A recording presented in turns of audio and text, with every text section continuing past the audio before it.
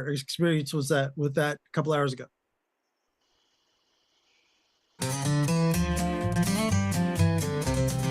Welcome to the Zoom Test Kitchen, where the magic happens live. Nice. Every Friday we're on air, testing tech to thrive. From screen share to breakout rooms, we push Zoom to its max. So sit back, relax, and let's see what's in our tech hacks. Zooming in, we're testing it all. Live on YouTube each week. From audio to video, no feature we won't tweak. We're the Zoom Test Kitchen crew, here to innovate. Join the fun, learn the tech, don't be late. We'll dive into the settings, explore every single tab. Make sure your mic is clear, your camera not a drab. We'll show you how to host like a pro, manage like a king. With Zoom Test Kitchen, you'll be zooming with a zing. Zooming in, we're testing it all. Live on Nice. YouTube each week.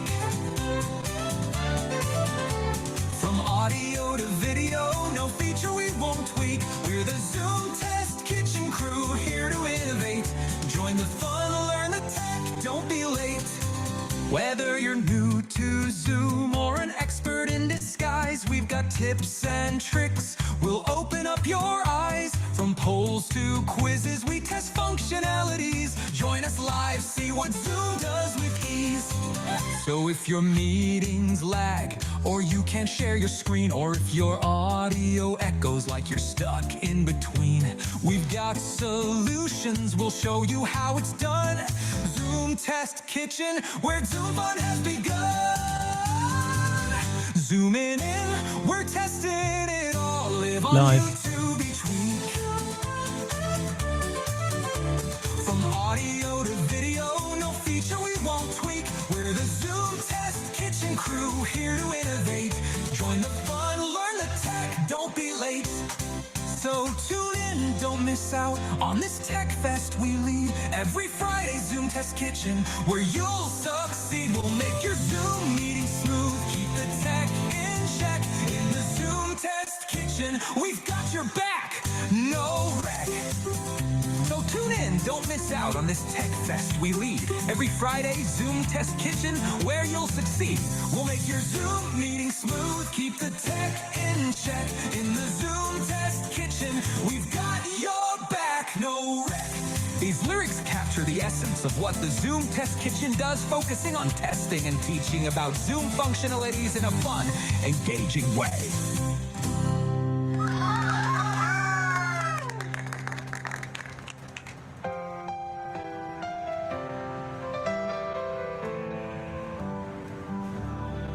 We're zooming in, we're testing it all. Live on YouTube each week.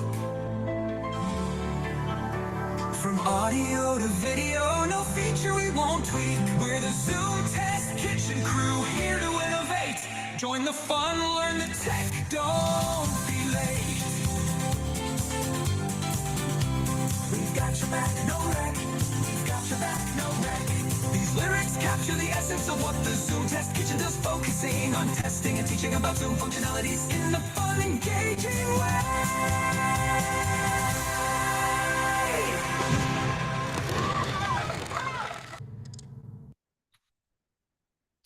All right. Welcome, everyone. Good morning, good afternoon, good evening. Welcome to the Zoom Test Kitchen. Yes, I know you're looking for Mr. Paskin, but he is going to be joining us shortly. I'm So coming. welcome I'm coming. On that note, I'll let David actually switch from being the countdown clock still and to showing us his video, and then I'll let him take over. Just start talking. I'm getting set up. Hold on. Hold on. He's still in the kitchen. He's running to his computer. All right. On that note, I will do as David normally does. Hold on. Is he almost ready? Oh, keep going. He says, keep going. He's still plugging things He's still in. searching through the refrigerator, Mike. Yeah, I understood. Yeah, he didn't find his A&W can yet. I understand that. Oh, hold on. Yeah, he's got to go get that. There he goes. He's going to get that. The fun you get to see when you're behind the scenes, gang. and he's cracking it open. It's as if he's got his beer. Yeah, and Robert's got his smiley face. We're all doing good. All right, Mr. Paskin, are Did you almost Zoom surviving over cover there? the did Zoom cover the popping of the can, or is his mic not live? No, he's officially a broken fixed things name. over there. No, you couldn't hear it because I turned off original sound. Oh, well, that was so disappointing. Sorry, everyone. Over to you, David. Over to me. Hello, hello, hello. Good morning, good afternoon, good evening. Hello, everyone. Welcome to Zoom Test Kitchen.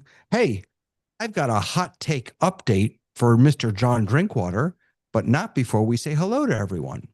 Let's start with well, you already heard from Mike Latta. How you doing, Mike? I'm doing good, and I'm covering And- for David because he wasn't ready right away because he was getting a can. And I'm covering for Mike. Oh, yeah. And Peter is just here. How you doing, Peter? We can't hear you. You're muted. I enjoyed last night's show. Whoa. Boy, last night's show was something. Interesting production issues. We had such a meltdown. We got it together. It's all right. We still had a good conversation. It was good. Last night was good. And I did put up, by the way, I put up an edited version this morning on the OH channel of that, so people could watch if they want. It got really confused. It got really confusing because I went back in thinking, oh, I lost the YouTube channel, and I picked up right on the old one. It was still going along, minding its own business. Well, there you go. The magic of YouTube. Yeah. Hey, Robert Sababity, how are you, sir? Doing good, thanks. Doing good. I like your entry today. Oh, thank you. I was thinking about you on Wednesday when I first played with ChatGPT Live, the new voice models that they have, and the real-time translation where it's fully duplex. So it listens while it's talking. So it can listen to me while it's, and I was thinking about you. It reminded me, it was hard for me to use it, and I wasn't the one doing the translating, just because having to hearing both languages at the same time. And so I was thinking about what a skill it is, what an art it is to be able to do real-time translation for people. I was thinking about you. Yeah, but that's the easy part, if I can tell you, David. The difficult part is actually speaking the translated text out loud enough for other people to hear it, but low enough so that you can still hear what's coming into your ear. Yeah, that is the tricky part. Yeah, yeah. If you haven't tried out the new ChatGPT Live, it's something special. This stuff is getting better every day. So, hi, Julie. How are you? Good to see you. Hi, I'm good. Good to see you here. I'm happy to see you. It's been nice having you for the past few weeks. Come every week. We love it. We love it. Oh, thank you. You got Oh, it. Professor Drinkwater, how are you, sir? Well, I've been experiencing the live streaming issues as well. So I am. our Tuesday show, we got 3 minutes in and YouTube disappeared on us. And it took us 3 attempts to get the YouTube connection for our show today. Really? So it then survived the hour and 10 minutes, 20 minutes. But By the way, we you're had trouble very connecting. low, just so you know, your volume. What are you using? Are you using the app? Are you just using the live streaming from Zoom? What are you using? We are going to Switchboard because we stream to 4 YouTube channels, 1 Facebook page and 1 LinkedIn page at the same time. Gotcha. And it was just YouTube that crapped out? It wasn't Springboard? No, it was the connection between Zoom and Switchboard that broke everything. Oh, okay. Wow. Okay. Hey, Professor Harwood, how are you? Good Doing to see well, you. actually. Yeah, staying busy, and we had a community champion meeting earlier today that was very productive. Very, very happy to kind of come out of that for John and Mike, who were unable to attend, and you too, David. It'd be one to be worth watching, I think, over the recording. We had Patrick Kelly in the crowd. I don't know if you know who Patrick Kelly is, but he is a prominent Zoom poster on LinkedIn and very knowledgeable and really great at creating, I want to say, a lot of sort of short form videos. And we talked a little bit briefly about sort of the need for both short form videos and the long form videos. And we talked about, John and Mike's I want to say series of videos as well. So yeah, it was a good session. He is the chief technology evangelist. He calls himself. And he's such a great speaker. Evangelist is like an understatement for him. He's such a great speaker. And he follows me. Okay. On LinkedIn. I did not even know that. That shows you how little I go on LinkedIn. All right. I just followed him back. Fantastic. Cool. Your camera is not the problem. Your forehead placement is. That's about it. Hey, Frank, how are you? Was that just a I'm thumbs good. up? My mute button wouldn't unmute. I'm good. I saw Ray this week at What's New for Zoom for July. He asked a few good questions. I thought they gave him terrible answers, but that's What's New at Zoom. I gave them some negative feedback at the end of the survey. Not enjoying people reading slides to me. I don't think that's the way forward for What's New at Zoom. I think they need a new approach to that. That's what they're doing, really. Yeah, it's just 4 people who each have sort of a subject area, and you can tell they're reading slides, and it just feels very boring and not engaging at all. I can read myself. I don't need them to read slides to me. I haven't heard the guy Kawasaki talk about slides where he says that I can read in my head your slides quicker than you can read them out loud. Very true. Who's banging a gong? Well, the other thing I'll add in there, Frank, is that they're typically not reading the slides. They have a script that they're reading. And of course it pulls from the slides, but they do some embellishment as well. But you're right. It's very, other than Paolo, who's sort of the guy who leads in, it's kind of monotone and yeah.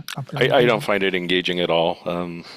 I mean, it's a super high level. If you're not paying attention to Zoom, I guess it gives you some information about what happened in the last month. But if you're at all paying attention, it's not deep enough. They should break each topic into a separate meeting, and they should go deep into each topic. And the intent for that really is for people unlike us, people who don't really follow Zoom. It's people go there to learn. Oh, I didn't know it did that. So yeah. Yeah, I'm probably the wrong audience for that. Sorry. No. Please go ahead. I just, for anyone who pays any attention to Zoom, I don't get a lot of value out of it. I always hope there's going to be a few chestnuts in there, but I guess if you don't pay attention to Zoom, I guess it gives you a sense of what's happening. But I would much rather have some focused, in-depth topics, deep topics, instead of like just a glossing over of a whole bunch of disparate topics. Yeah. Let's quickly say hello to Roland. How you doing, Roland? And Haswick is here. Did I miss anyone? Julie, Peter, I think that's everyone. All right. So we can continue that conversation if you'd like, but let me I'll give John my quick intro. So last week we continued playing with Production Studio, and one of the things that came up was the discussion about how nice it would be for these third-party tools to be able to access essentially the same technology as Production Studio. Well, it turns out that we can. And in fact, it's already built into Ecamm. Now, I haven't used it yet because my Production Studio license is not on the same license as my Ecamm license, which I need to fix at some point. But basically in Ecamm, at least, what happens is if it sees, if you join or if you start or join a webinar that you have turned Production Studio on in the back end, Ecamm will see that. A little toggle will show up in the Ecamm for Zoom window. You toggle that, and then everything goes through Ecamm, audio and video, and then goes directly into the webinar. Now, one person that I know has tested this, Andy Lehman, who's been here before with us, he said it's not perfect yet. It's not great yet, but the functionality is available via, I guess, the API, and it's just a matter of folks building it in. I just know we were talking about that, so I wanted to bring that to all of you because I connected with Andy about that. Is that what you were thinking about, John, when we were talking about it last week? Thank you, David. Yes, that's exactly what I've said to Zoom. Right. I've said the problem is if I take all your feeds into whatever I put it into, because I was trying to make it generic, not just Ecamm, but anything, and then I send it out so it's what people see in Production Studio. It will look exactly as I want, but your audio will be going direct, and therefore there won't be the lag that I will have for my video. So your audio will be ahead. And yeah, what we need to do is we will need to have these products so they can connect up to the system, and you don't get the audio from the stage. You only get the audio that you decide to send in your product, whether it's Ecamm or anything else. And if they make it generic rather than burying it in an API that somebody's found, I'm not criticizing it being the API because it shows that they're thinking that direction. But if it's generic, then you can then say, Andy can say any production tool can take over, do its fancy bits, do its clever bits, and then you can backstop back into Production Studio for anything else you do. So they're halfway there. That's fantastic. It should be easy then to fix. So I can't speak to where it is in the API, but so apparently this was sent to, this was sent a year ago to all of the partners. Here we go. They wrote, I'm excited to share that we'll be reaching general availability of a powerful new raw data feature we are calling BYOE, Bring Your Own Engine mode for Production Studio. Zoom's Production Studio offering is a lightweight switcher that allows panelists and attendees to be connected to the same webinar while ensuring that attendees only listen to the produced content stream. Today, your customers, again, today meaning a year ago, are likely using a separate talent meeting to obtain contributors, then process in your software, then publish to a separate Zoom webinar if the destination is Zoom, which is exactly what we've all done. Yep. With BYOE mode, we can drastically reduce the complexity by allowing your application to act as a substitute for Production Studio. As developers, all you need to do is to support BYOE mode is implement the new raw data transmitters for Production Studio, already available in the Meeting SDK, which functions similarly to the raw data transmitters for camera and microphone you are already using. We anticipate that we will release BYOE mode in the near future and hope to promote broadcast integrations that support this highly requested feature for customers. This is the only method, he goes on, to produce a Zoom call within itself without running into sync issues. Testing the feature before release requires that I enable a backend flag, yada, yada, yada. Yeah, so in any case, that's, oh, goodness, my Zoom is flickering and going crazy. Yeah, so excited. Is this just me? It's like, oh no, you know what? It's my monitor, I think. It's not Zoom. Yeah, it's the monitor. In any case, so that's the good news. Okay, so there's been a change with Zoom, and it's one of these things that they've done and not announced. They've been working. Well, that was announced. That was announced last year. So yeah, but they've been doing it with their partners. So they've been doing it with their specific partners that Andy's been working with, and other people are working. But mostly great work by Andy to get these partners going. So what the big change that happened at the developers conference 3 weeks ago now, which wasn't announced but sort of just happened, was that they've now released the SDKs for anybody to do this. Whereas before you had to be a partner and you had a launch partner, they've now started opening up the tools to everybody. They've got their launch partners, they've had their head start, they've got their products. Now they've released some of this content out through new development kits, which allows anybody who can sit down and understand it to start delivering this technology. So I will be looking for that particular feature in that new development kit. That's fantastic news. Yeah, and it just shows that Zoom and I and you and everybody here, we're all on the same page. We're all just moving at slightly different speeds. but you're right. It was released to the partners, not to the general. Yeah, that's the key point there, right? Yeah. Hey, Robert. Where did you find this information about Ecamm, David? So about that Ecamm has this functionality? Yeah. Because when we started playing with Production Studio, I started bugging the Ecamm team and saying, I want this, mostly based on what John said. And they said, oh, yeah, it's already there. So they never announced it either, ironically. They put it in Ecamm and never really told anyone about it. And so in any case, that's how I found out just this past week. So, John, is I that have been 7.1? I'm sorry? Is that Zoom Development Kit 7.1? I was asking No, there's John. a new plugin development kit, Oh, okay. and there's two versions of that. One that will, okay, very simple answer. One that will sit as a executable on your computer and will reference your workplace app on your machine to get all its stuff. And another version, which is a self-contained version, which you put into dedicated devices, but they're supposedly do pretty much the same thing. Okay.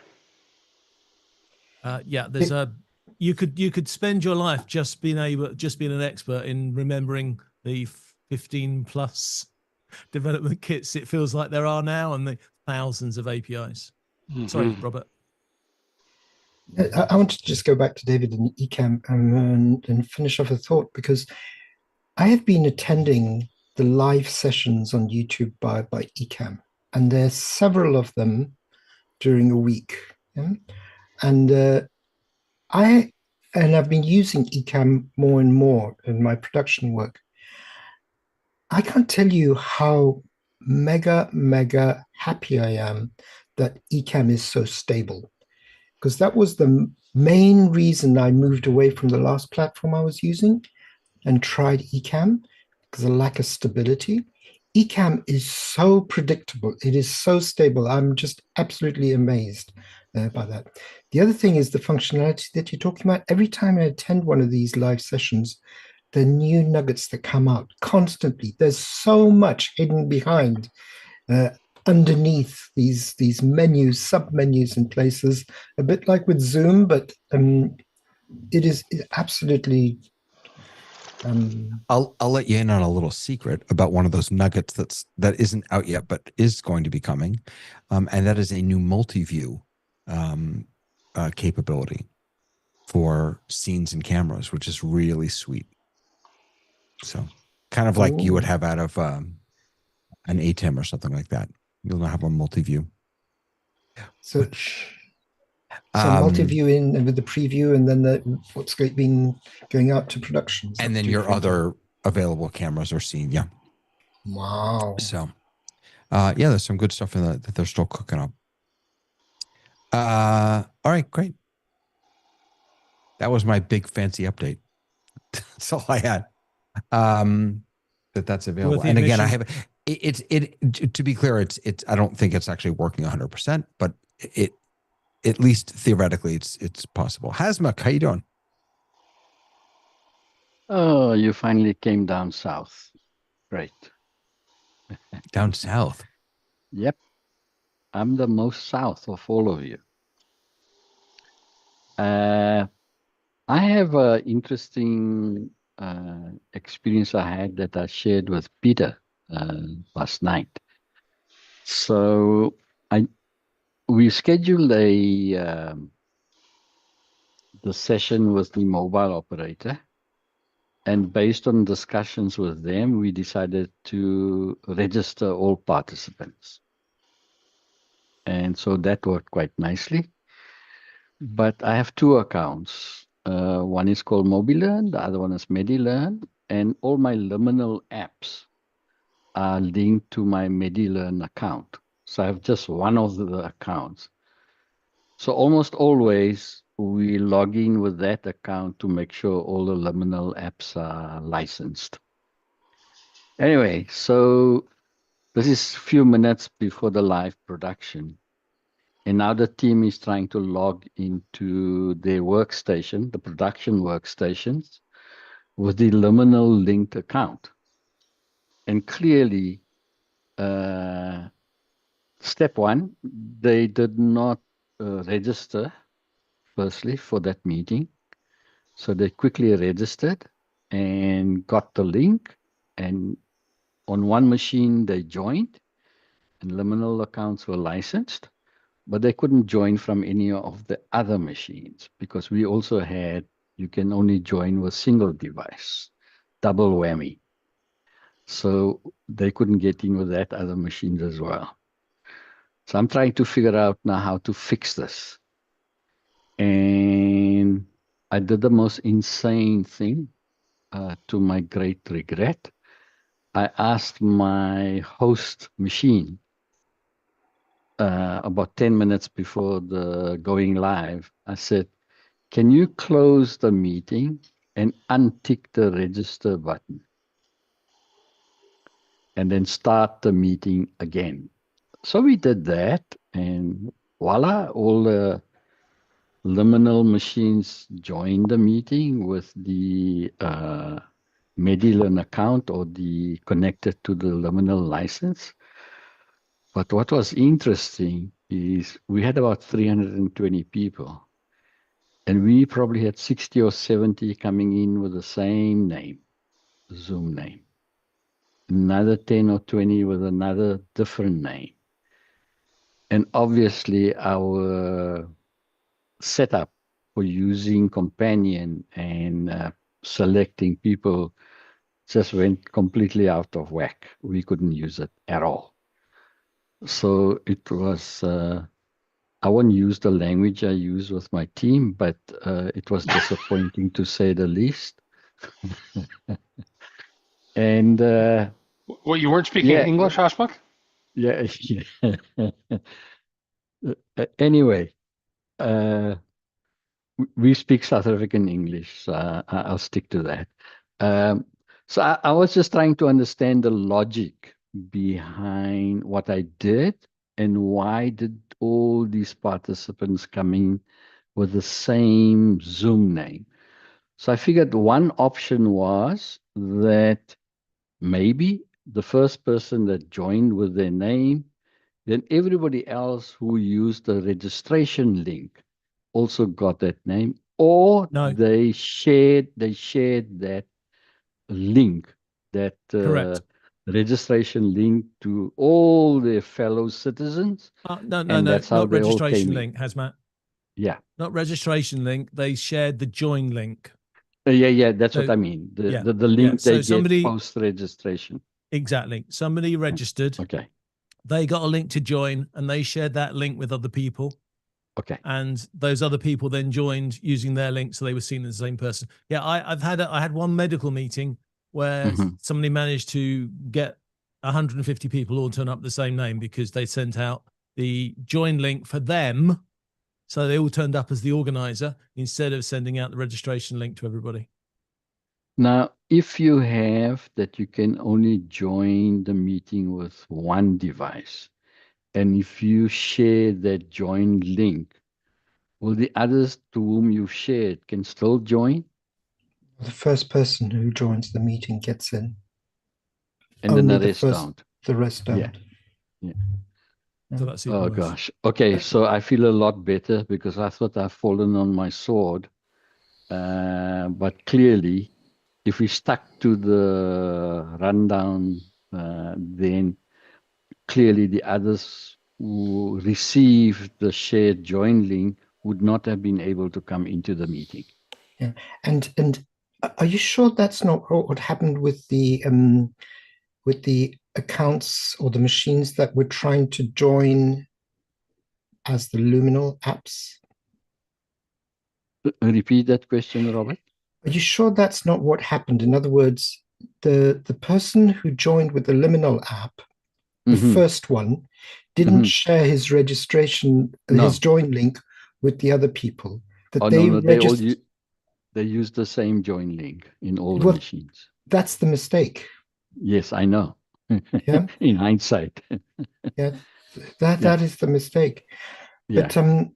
But there's a flip side to that, and I think there's a positive side to that, because what that indicates is that had you not done that, had you not switched off the ability to join from more than one, sorry, only join on one machine device, 60 people would not have got into that meeting. Exactly. But Robert, you see, the security we had was you must be signed into your account, registration, and you can join only from a single device. And that was the setup. What we changed when we closed the meeting is to untick the registration option and then restarted the meeting. You did two things. That means you unclicked the registration and Correct. you allowed people to join from more than one device. That's probably it, yeah. Logically. So Logically, yeah. that is exactly the effect you'd expect to happen if you do that, Okay. if they've shared the link. Okay. No, I understand.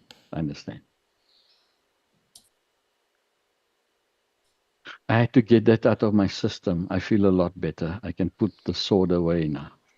Go ahead, Frank. I was just going to say the time to address this is when you're setting up the event and the registration page. You can customize the registration form, and you can also customize the email that gets sent out when people register. Yes. You need to put something at the very top that says, do not share this link. It's unique to you. No one else can use it. You need to address it way before people show up for the meeting that day. Agree. It's a first time for any event that we use registration. So we stumbled somewhat. Asmak, was this a web portal based webinar or was it a Zoom events webinar? It wasn't a webinar. It was a Zoom meeting. It was a meeting, but was it? Yeah. Was it just a meeting on the web portal with registration, or was it either in Webinars Plus or Zoom events? I'm not sure if Zoom events or webinars were involved. So most of these folks are not allowed to download the Zoom app on their machine. So most of them join Zoom through their browsers. But everybody was in the same meeting. So it wasn't an event or a webinar. And the reason I ask is that the security and the authentication ability in Zoom events and Webinars Plus is more robust. You can absolutely have someone register through a specific Zoom account.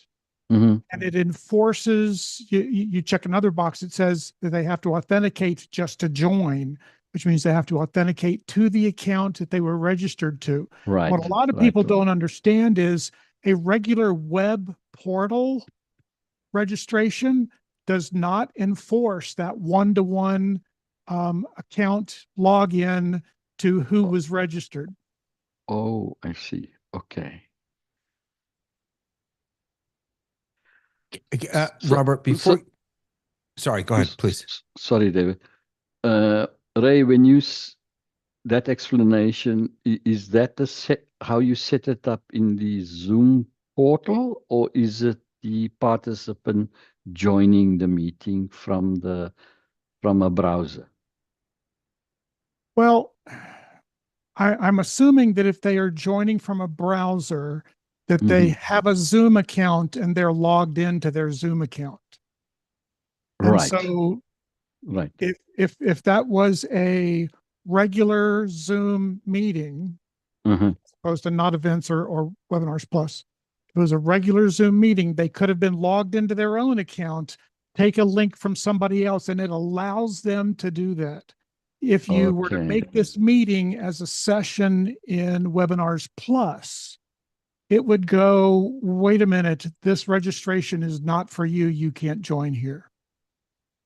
It would match the account with the details of the registration. Now, there's a checkbox. There's a checkbox you have to check to say, I require everyone to authenticate just to join the session. Right. And if that's checked, it and registration is required. Mhm. It checks to make sure that the ticket that you got matches the account that you registered with. Okay. Yeah, that's some subtle differences in there that only the Zoom Events platform really seems to address very well. Thank you for that. Go ahead, Robert. I was just thinking, as much, if this happens again, I think that the way to address it is not to switch off the registration and to send out information with the registration link so people can register. But you need to make sure that in the settings of that Zoom meeting, you have not ticked the disable registration after the start of the meeting, because there is a box like that. Yeah. And that's actually a naughty box, because if it gets ticked, as soon as you start the meeting, the registration form doesn't allow new people to register. Yeah? Right. And I think it actually kicks in, I think 5 or 10 minutes after the meeting time itself. So there's a bit of space there for latecomers, but I'm not sure.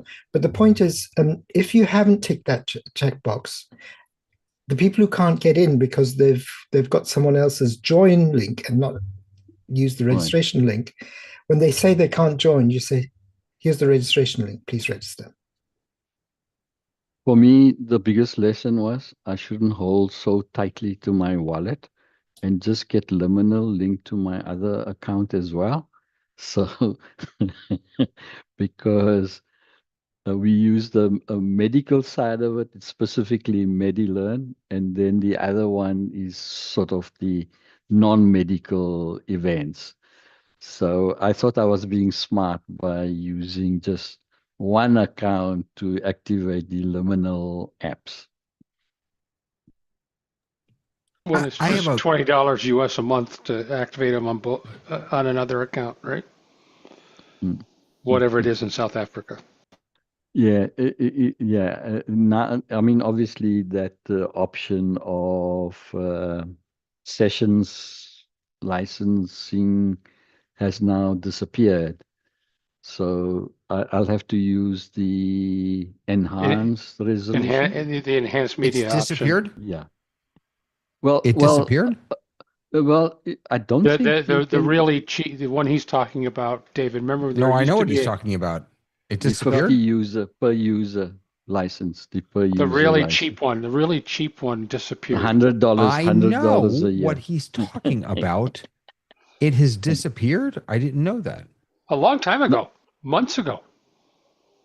You can't get a new one because I don't know, David, if you remember, we had this discussion way back in January, and my licenses had expired, so I renewed one of them.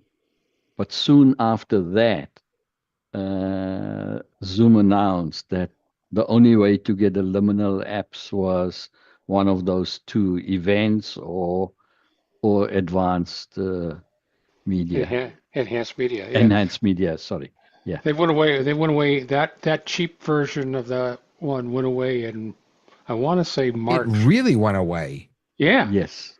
Like now, the lowest pay per attendee is 600. Exactly. Yeah, that's what happened back in March. And I put an entry in the chat that is not for public release. If you guys want to read that, just hold that close. Interesting. Okay, I have a question. Sorry, Ray, we don't have such people in South Africa. You actually do, and it's kind of interesting because I never thought I had one either. And I reached out to customer success online at zoom.us and I said, who is my account exec? Okay. And they said, you have an account and it's assigned to this person. And I basically bugged them on Zoom chat, connected up with them and, Yeah, this guy Wow. knows me. Okay. When I send him a notice, he knows what I'm talking about from a history. So there's somebody there, but unless you reach out to Okay. them, they're not reaching out to you. Gotcha. Good to know. My Zoom Enjoy rep's it coming while to you town to can. see me next week. Dum. Because you pay enough. I think there's multiple clients in the city, and he's making the rounds. I have a question regarding what we were just talking about, which is a question that you should never ask, never, while you're in a live Zoom. So let me just put that out there. This is do not try this at home. Because we were talking about registration, the need to register and the need to associate with the link with the account that you registered with and all that. Is Zoom bombing still a thing? Yes. Yes. It is, Yes, really. it is. And it's because people are just, it doesn't matter how many features Zoom adds, people are ignoring them and they're getting Zoom bombed.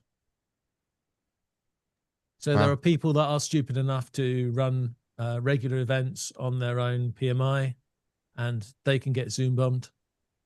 And there are people that are displaying their meeting and their password and they can get Zoom bombed.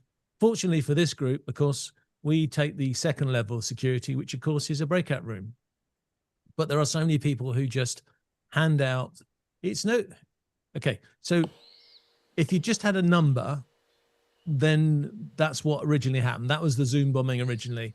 You had a number and people would bots would basically just keep guessing numbers until they found a meeting that was going on that number and they would join the meeting. So Zoom added passwords. But there are still people now who send out their meeting link with the password embedded on it on a public website and then wonder why people turn up. I mean, it's like, I suppose Frank's going to do this is probably a Frank sort of description. It's like giving your address and telling everybody what the number code is on your door lock and wondering why you get burgled every 5 minutes. So yeah, I'm afraid it is still a thing because, how many rules Zoom has, and there are a ridiculous number of ways you can limit people to come in. There are still too many people out there. And I will finish with this. I watched 3 webinars last night from people who are multi-millionaire marketers. They might not be making multi-millionaires millions today, but they have a history of being able to have sold and made millions of pounds. And 2 out of the 3 of them were using Zoom meeting with no security controls. I could even private chat with all their customers. And I could have Zoom bombed as well, of course. Robert and Frank, go ahead.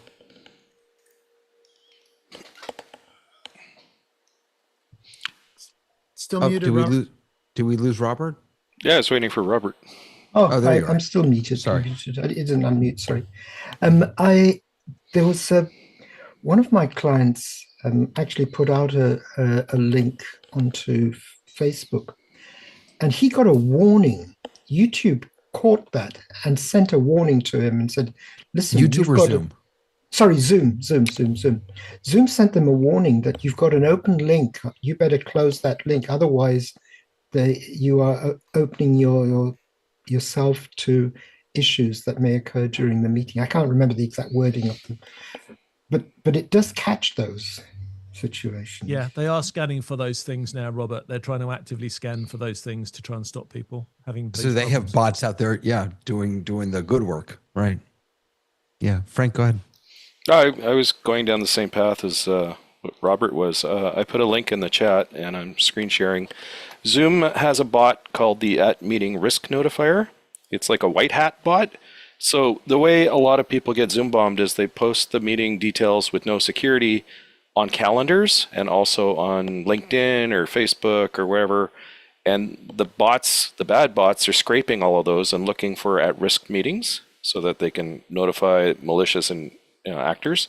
And then Zoom has a bot that also goes looking for unsecured meeting links in the same places and notifies you. The problem is people ignore the notifications. If they would just add some security to their meeting, they wouldn't have, but they don't practice safe meeting techniques. So, just so I can be clear, as a reminder, sorry, I'm just trying to open up this link.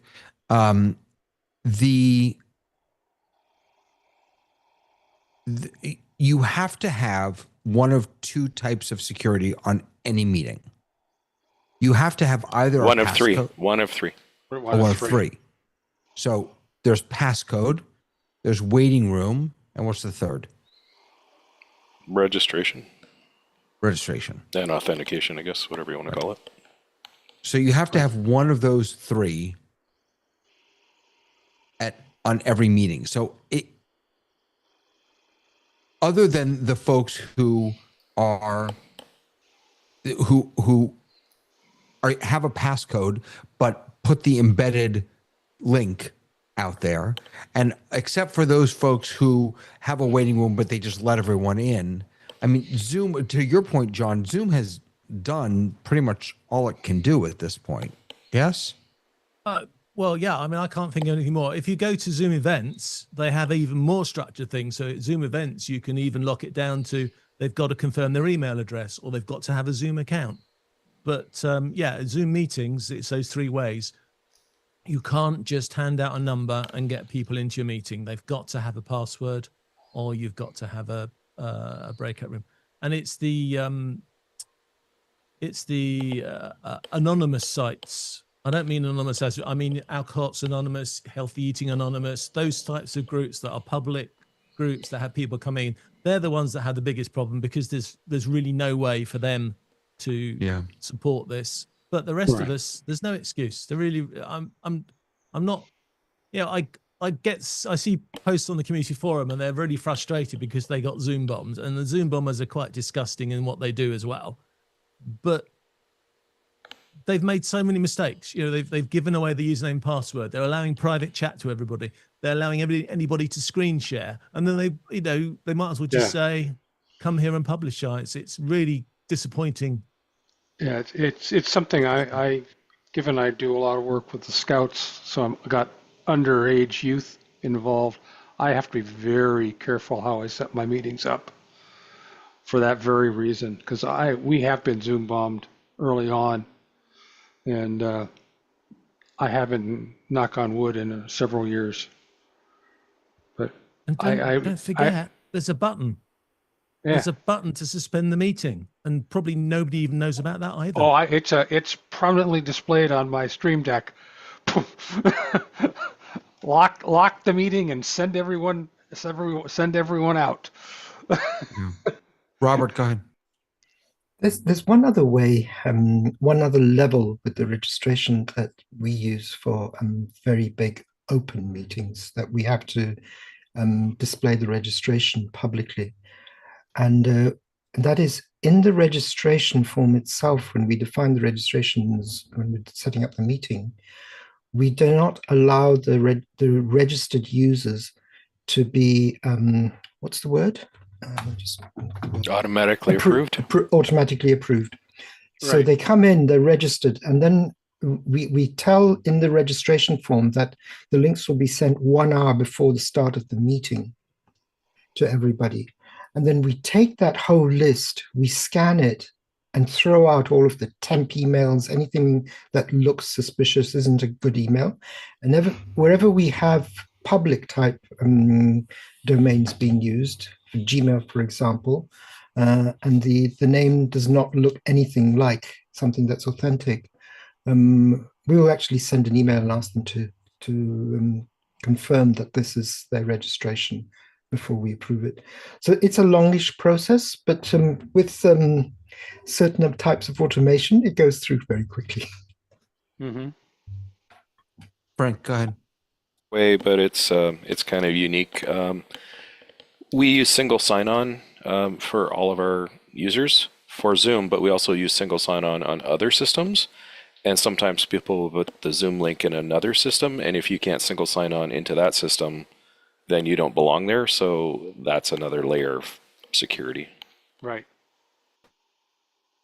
And so I'll just allow everyone to make fun of me for a moment, because the way that I handle security for I'm one of those stupid people, is the waiting room. If I don't recognize your name, you're not getting in.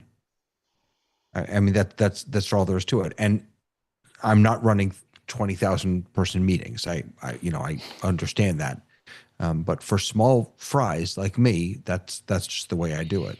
And if I, if and I'll write to you and I'll say, please, make sure you use your name and stuff like that. So go ahead, Frank. There's one other concept which may not be popular, but I'll say it anyways, which is don't use PMI. Use scheduled meetings. A PMI is basically giving out your house address or whatever. Like it's constant. It's the same every time. If somebody knows it, they can come and check your meeting. If you don't have security, obviously they can just jump into a meeting that they're not invited to. But secondly, it's just another way for people to have a convenience. Hey, I'm David Paskin. Zoom at David Paskin or whatever. But scheduled meetings are different and unique every time. The meeting ID changes each time, which means people can't anticipate or guess or probe for vulnerabilities, right? Or at least less so. Yeah, and so I'm thinking you have me thinking about my use of PMI because I use it for everything, and the truth is that it's it really is for me convenience, because I have a shortcut on my computer. If I type ZZOOM, it will autofill. You can join my meeting here, and so if someone forgets the login or whatever, I type. But if I'm a malicious actor and I know where your car is parked, and every day on my way past your house, I rattle the handles to see if you forgot to lock it that day. Like instead of me parking in 17 different places, blocks around the neighborhood, you'll never figure out where my car is. So a scheduled meeting you're hides right. you, right? Yeah, absolutely. Go ahead, John. But the other difference is that David holds the meeting in his living room, and he leaves the front door locked. And in that particular case, I mean, how much security do you need, really, is what it comes down to. Do you know who the people typically are? Is it widely available somewhere else? And do you have at least some level of protection? Yeah. John, take it. Okay. Bad news time. Got some bad news for you. There is a problem with Zoom. There is one feature which does help you get around this. There's a problem with Zoom. It doesn't seem to work properly. And that is this. There is supposed to be a feature in Zoom where you have somebody in the waiting room and you're not sure about them. So what you can do is you can invite them to a breakout room so that you can then see them face to face. Warning to everybody, this feature doesn't seem to work all the time. Sometimes it seems to work, and sometimes you introduce the person into the room and they don't go into the breakout room and they end up in your main room anyhow. Right.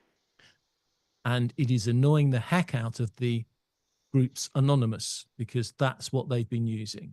So the idea is, if it works for you, and it doesn't work all the time, so you've got to be careful on it. But the idea is that you have somebody in the waiting room, you open up breakout rooms. You don't assign anybody to any breakout rooms. You just assign the person who's in the waiting room, the breakout room. You set the option to force them to move so they can't have any control.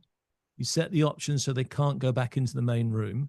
And if you do that and it's working for you, when you then let them in the waiting room, the system will automatically grab them and put them into that breakout room.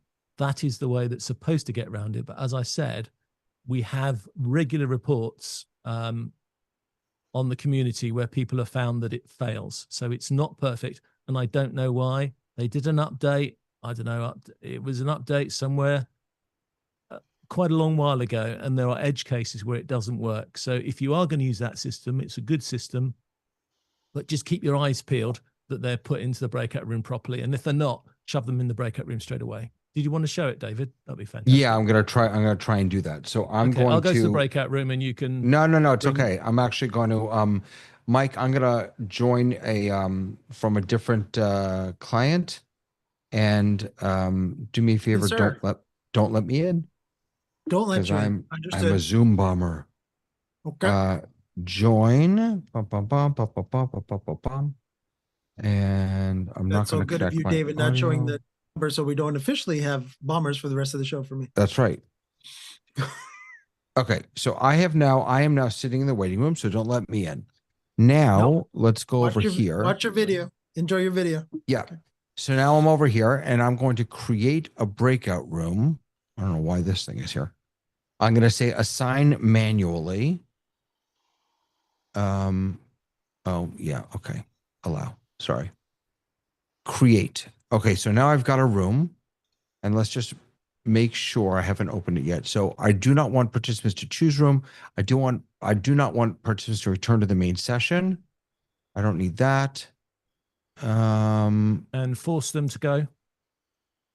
Yeah, is there automatically move all selected participants in breakout rooms to main session? Here we go. Okay, that one. And then here's include waiting room participants. That's important, right? Yep. So you have to check automatically move all assigned participants to breakout rooms and include waiting room participants. Okay, so now I'm going to go ahead and open this room. All right, so I now have a room open. No one needs to go in there. You've got to assign that person to that room. Well, I know I haven't done it yet. Hold on a second. Yeah. So, so now I need to. Okay. So here it is, David Paskin waiting room. So you can see me there, and I'm going to go ahead and assign to room 1. And now, open the rooms. Yeah. Wait a second. I just want to. So they're open. I just wanted to show. So this is now, here I am. I'm still in the waiting room, but I think we have to let me in. So let's just make sure I've done this correctly. So I put myself in the waiting room into waiting room 1. So Mike, can you let me in now? And we'll see if I go directly to the waiting room. Excuse me, directly to breakout room. Okay. 3, 2, 1. Joining breakout rooms. There it is. So I'm now in this breakout room all by myself over here. But you cannot get to the main room from there, David. Now you can leave the place, leave the whole Zoom, but you can't. Correct. You can't go anywhere. You're trapped in that breakout room. Correct. Mike could now join the breakout room, make sure you're legitimate, and then he would then be able to let you in the breakout room, in the main room. And the way that I to do with versions. And just going back real quick, the way that I would then allow him into the main room is move to main session right here from the breakout room panel. Yep. What happens to those where it doesn't work is there is a crash that's only seen on the client end of the person who's trying to join. And when that crash is finished, they find themselves in the main room. Haven't got to the bottom of what it is that makes certain people crash and end up in the main room against other people that should go in the breakout room.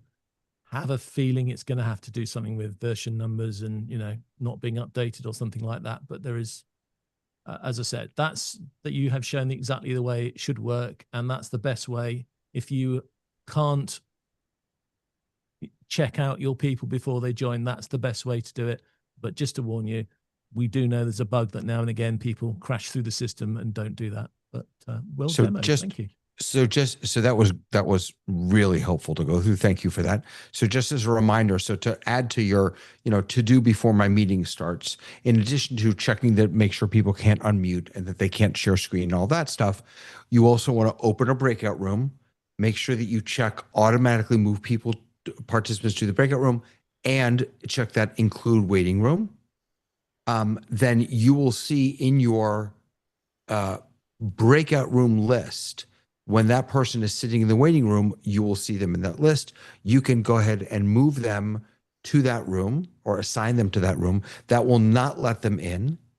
Then once you let them in at any point, whenever you decide, they should automatically be pushed to that room. That's a fantastic workflow. That's a great discussion. I'm going to show this part in our recording because the ladies who manage my turnstile of letting people in, this is a really powerful option. Yeah, I agree. This is great.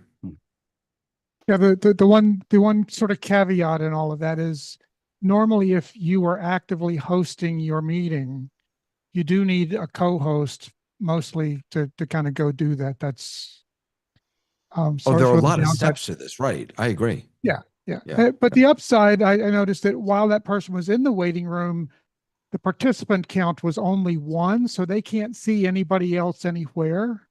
So I mean, it's working if it works right.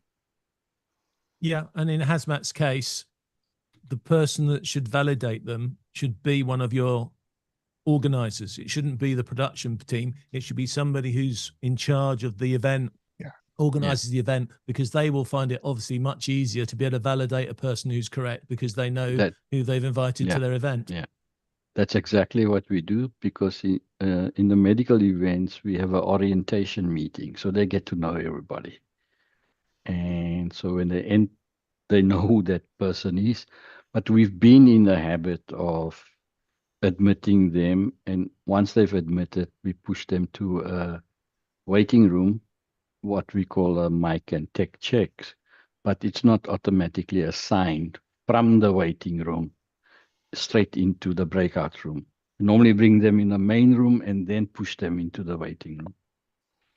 So that's the key shift when it comes to security. Yeah. Go ahead, Robert.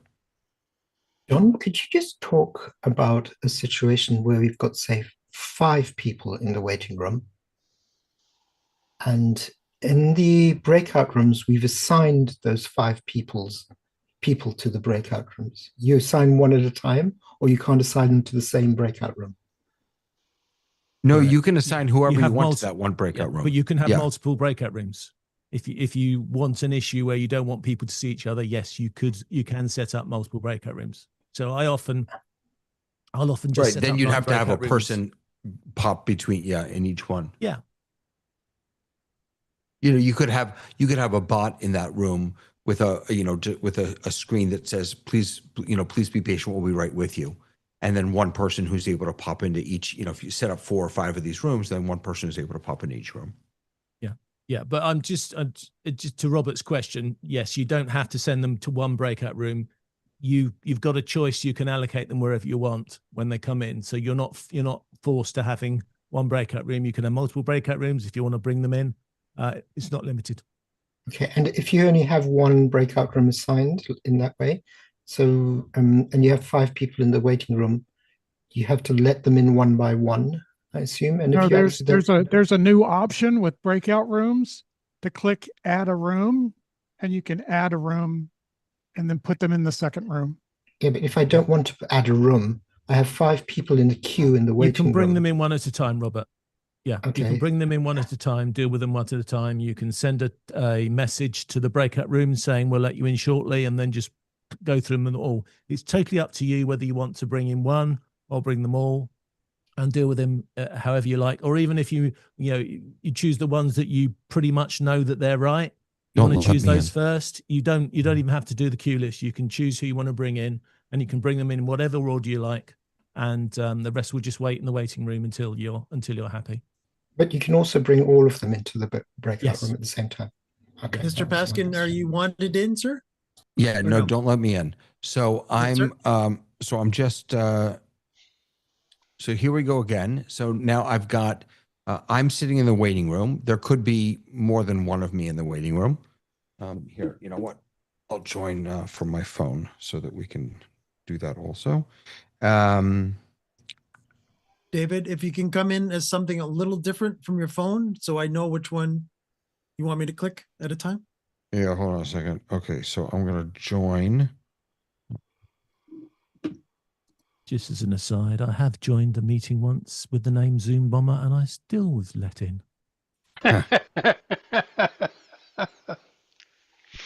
And heaven forbid, what happens, John, if you actually said you're Lord Zoom? Would they really let you in for sure?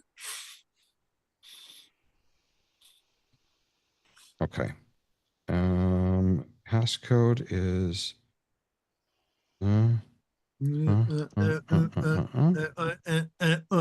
right. Okay, great. So now I'm in the waiting Very room cute. as Yes. something different because Yes, you are. and you asked me to be something different. Okay. So That's good. here we go. So you can see that there are now 2 people in the waiting room. And I actually created 2 breakout rooms. So I've got room 1 and room 2. And I can see the first person here, or actually the second person here, and this person here. So I can assign them separately if I want to room 1 and to room 2. So they're now in there, but they haven't been allowed in the meeting. Now, from my meeting, I can either, if I'm putting them in separate rooms, I could just admit all if I wanted to. The other thing that I could do is, let's say I'm just putting them both in room 1, I could admit one at a time if I want to, or I can admit all. No matter what, they should go just directly into that breakout room. Yeah. And of course, you can assign one of us to go and have a chat with them as well. Right. Which is the thing we didn't show. Right. So I could do this, and now I've got all 3 of these, John and these other 2. And as soon as I let them in, now we'll come over here.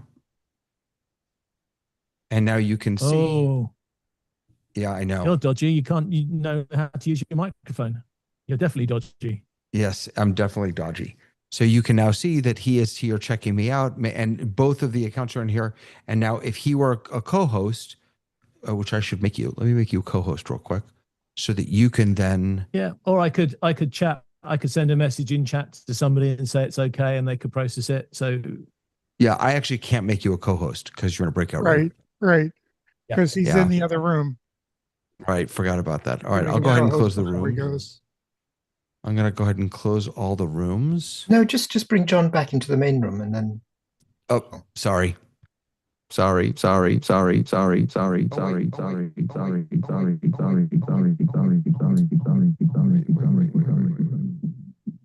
We forgive you. We forgive you, David. Now I want to hear Pink Floyd. Yeah, but that was interesting. So I just want to say, how did I end up? I'm not entirely sure how that audio thing just happened, because that account, I closed what did I do? Did I close the breakout room or did I close the meeting? We're still here, so you closed the breakout room. No, I meant the other meeting. I'm not sure why that may be part of the bug John was talking about, because I think that this account slipped in to our meeting, which it shouldn't have. When I closed, I'm not sure. No, David, was it just not the sound coming through the air from one computer into your microphone? No. Okay. But yeah. No, I don't think so. Go ahead, Frank. Just to round out the conversation a little bit, let's say somebody was searching YouTube for Zoom security.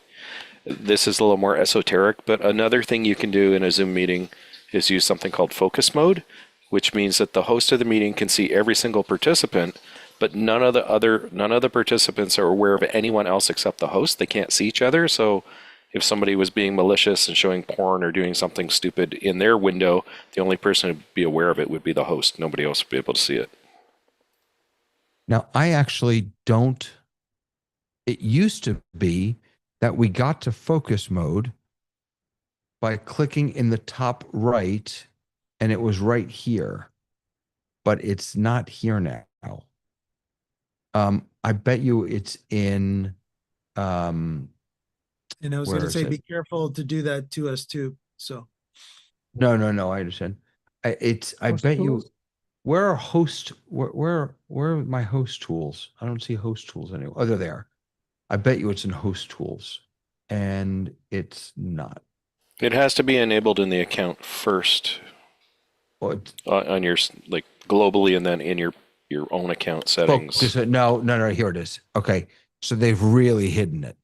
So it is in host tools, and then under advanced, focus mode.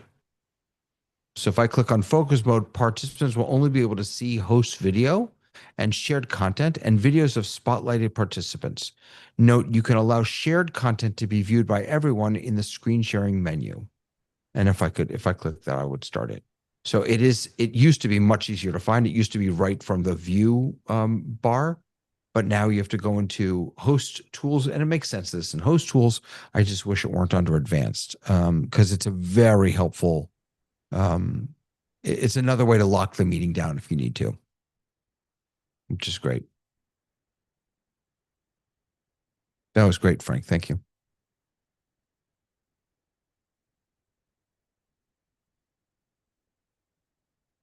Is that our security segment for the day? I think it is. Hey, Mike, Tatiana's watching us. Tatiana is, and Tatiana teaches too, and she wants to know. Tatiana, by the way, is awesome. Tatiana is an eCam user. She hosts eCam for Educators with me every month. She's amazing. Excellent. Okay, cool. So she's got a question that says, "Hi guys, can you please discuss the newer / updated Zoom features, Canvas, Docs, spreadsheets, slides? Are you using them? Thank you." And she loves that you gave her a shout out, David, by the way, too. I love her too. So let me just show what she's talking about. Let me hide some of the stuff so we can see it clearly. Okay. So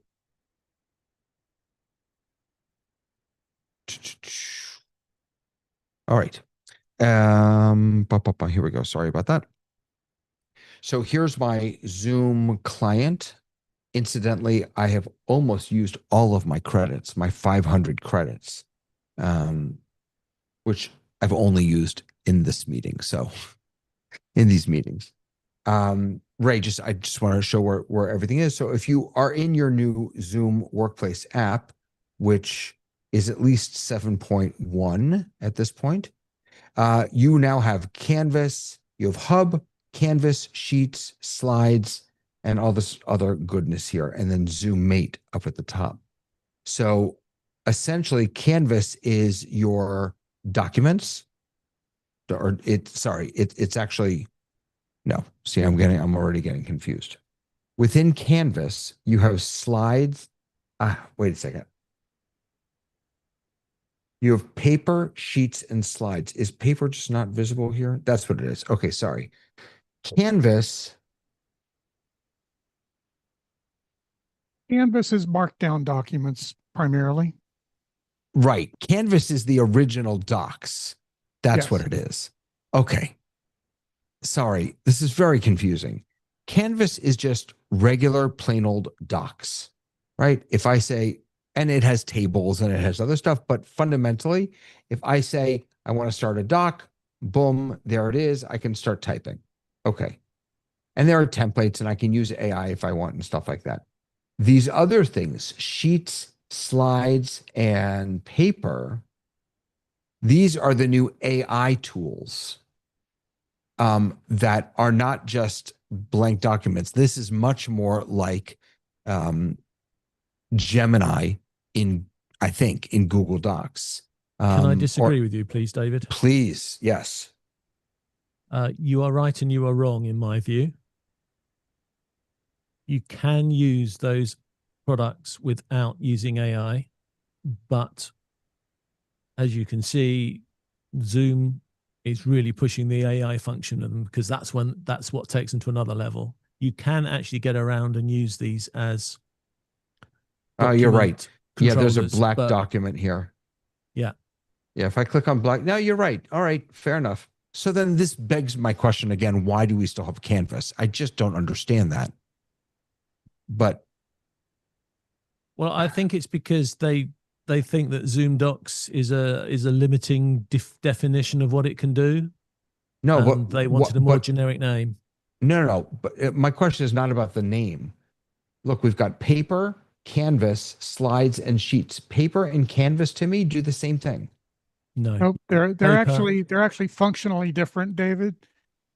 Canvas is markdown documents entirely. If you've ever used Notion to keep notes for you, Canvas is basically Notion to me. If you remember the old Microsoft Publisher, think of paper as a way to bring things in and pretty things up. And that really is what paper's for. You can drag a markdown document, you can drag a spreadsheet, any of those things over into paper. And I've not actually used paper other than testing it once or twice. But the reason I have my hand up is because I made the comment today, and I got all kinds of smiles from the Zoomies on this in the community champion meeting, is that I've been using this now, Canvas, for a week or two, and I'm this close to actually killing my subscription to Notion because I can do everything in Canvas that I was able to do in Notion. And then I said, I'm not quite this close, maybe this close to actually killing my Perplexity subscription, because the Zoom virtual assistant, Zoom Mate, all of that stuff is getting much better and has a much broader knowledge base that I can actually ask it non-Zoom related questions. And it doesn't quite perform the way that I'm getting out of Perplexity yet, but pretty soon I'll be able to dump both of those and keep everything in Zoom. And are you paying for Zoom Mate? Is that I did buy the Zoom Mate subscription for, it's $20 a month. It's $16 a month if you pay for the annual, Right. and I'm just trying it out monthly. And so you're not using 2200 Zoom AI. You're using the official, like the upper level Zoom Mate. Yeah, yeah. Yeah. You get the 500 credits, and I've got the 2200 credits, and I've used about 230 of them, and my rollover date was the 2nd. So I'm about 1 week into it, and I've created a couple of spreadsheets, and I've actually created some workflows that automatically in the morning at 9 o'clock go back to my Zoom community chat and does an analysis of anything new that was discussed in there and sends me a little summary out of that. And that way I don't have to go back and try and catch up if there's been a lot of stuff. That's pretty cool. Yep. We need to have, I feel like we need a whole session on how to use Canvas then, because I mean, here I'll just, I do have it up. So in Canvas, it's the slash basically. And I guess this is how you do it. Right. And this is very Notion-like. Yeah. I mean, it does look very Notion-like. And you're telling me that you can't do this in paper. So you can. You can put Markdown in a paper document, but it is I don't know, the things that I've seen use Zoom Mate or Zoom AI to basically create a good document that's well formatted and limited in scope and that sort of thing. I thought paper was more like InDesign. It's something you're actually going to print onto paper. Well, yeah. I mean, my reference to Microsoft Publisher kind of sure, yeah. I'm not saying you're wrong. Just I did have a post over in the Zoom community a week or two ago that lamented a couple of things that I didn't think that Zoom Canvas really did very well, because over in Notion, there's the notion, there's the notion of a toggle heading that you can click the little arrow on, and the text shows, and you click it again, and it all collapses. It's like there's no toggle command in Zoom Canvas. Then what I learned a week later was that every heading in Zoom Canvas is a toggle heading. Every heading that you have, you can click the little triangle and collapse things. So I have like a place where I'm putting in, ideas for future videos, and I have, future video ideas, and underneath that a header too. and a title for each of them. And if I don't want to see the text of all of them, I just twirl them all down and just look at the heading level twos. And if I go, oh, I want to look at this one again and add some stuff, I can go in. It's pretty easy. Yeah. So here's oh gosh, I'm not, yeah. So I'll just say this is another heading.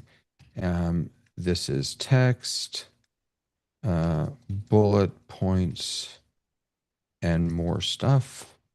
So then if I go were to hover there right to the I left will. of I'm this just going to another make this. heading. Yeah. Yeah, I'm just going to do this quickly. And then if I go like this and I turn this into a heading, then all of a sudden I can collapse everything into it. And click the other, this is a heading above that. Yeah, that does the table also. Yeah. Yeah. Yeah, it's very nice. One of the questions that I have about this is, given OpenAI's announcements yesterday about sites, is I don't know if anyone saw, but now what you can essentially do is tell ChatGPT, here's the data I want you to look at. Create a something, and it essentially publishes a site that you can just share with people, and it can be a dynamic site, so it can be updated. I'm not entirely sure where manually creating things like this is going to be in a few months or maybe a year or two, given that AI has become so good at digesting data and just presenting it to us. Sorry, Frank, Robert, and Peter, go ahead. All right, I'm just gonna. I'm looking at Tatiana's question, and I look at it from the perspective that I also work in education, and there's lots of different educations. There's K to 12. There's private tutors. There's lots of different kinds of educational situations. I'm not going to be turning most of these tools on for my organization, and the reason why is most schools, including my school, you're usually either a Microsoft school or a Google school, and you already have access to most of this functionality through those two platforms.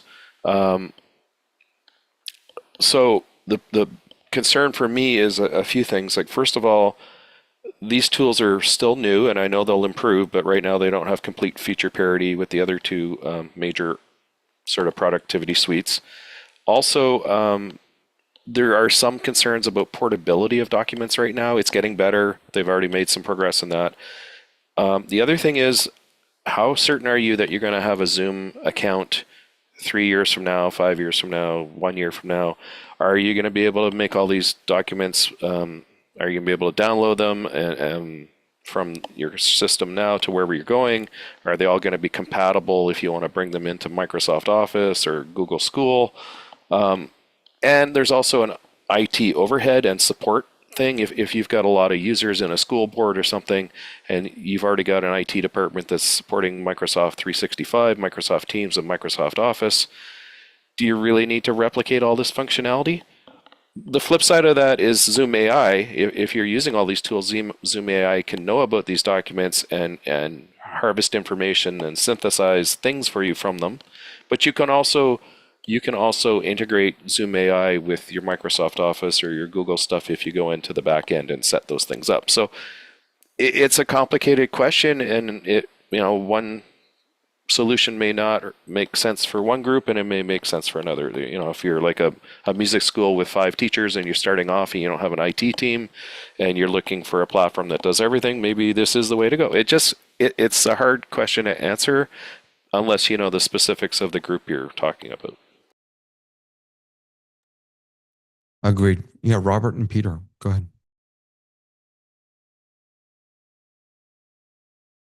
Oh, we can't hear you, Robert. You double clicked. This is happening. Okay, I don't know why that's happening today. Ray, have you moved completely over to Zoom tools? In other words, you're using it for all your spreadsheets, your documents, your calendar, everything that you do in your daily business life?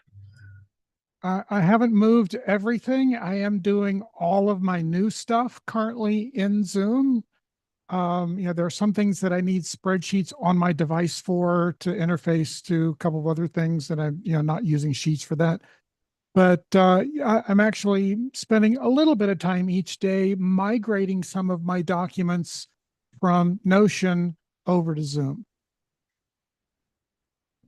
And I've got a lot of documents on Notion. Okay, thank you. Cool. Go ahead, Frank. Well, I'm not first, but I don't know if Peter. it's a new topic. Yeah, let's get Peter in first. Yep. Okay. So the question I was going to ask is, I use basically all the Google products, but predominantly Sheets for driving automation, and I'm processing them through Companion because it knows how to talk to Google Sheets. Is there an analog for that for Zoom? I'm not aware of one, but one would think that Zoom would be considering that as an option. Workflow's going that direction, isn't it, Ray? Wouldn't you say? You played with it, I played with it. Well, but the question, does Companion, Companion, literally I can program a button to say, add this to this cell of that sheet. Could you be more explicit? You mean BitFocus Companion, right? Yeah, BitFocus Companion. Not correct. Zoom Companion or some other companion. Yeah. I'm talking about Susie, my companion. So that functionality, Peter, is not native to Companion. You have to use a Google connection in order to do that, correct? Nope. It is a module within that is shipped with BitFocus Companion to talk to Google Sheets. Okay. You have to tell it where the Google Sheet is, but that's a different conversation. That's a different. That makes a lot of sense, though, because you could use that as a data source for lower thirds or for all kinds of other triggers of things, right? You just described what I use it for. Yeah, I could see all kinds of things you could do that. I was going to ask if anyone here is using, the Zoom tools, Sheets, whatever, on mobile. Like, let's say you're out on the road and you need a spreadsheet or you need something. Has anyone done any? I haven't tried any of these things on my phone, for example. I haven't tried it on my phone. I have used a couple of them on my iPad, and my iPad is not current technology iPad, and there's a couple of occasional glitches. Like if I copy in another app and come over and I try and click paste, it won't activate the paste thing unless I hit a space bar first. Little tweaks like that. But I have been able to use it to do some markdown and that sort of stuff in documents. Cool. Thanks for sharing.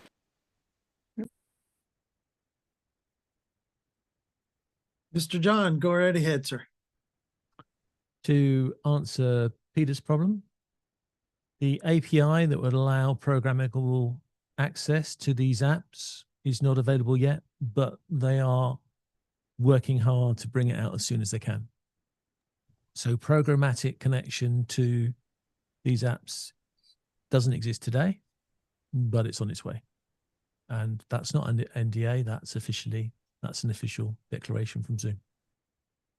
So coming soon to potential BitFocus Companion module near you.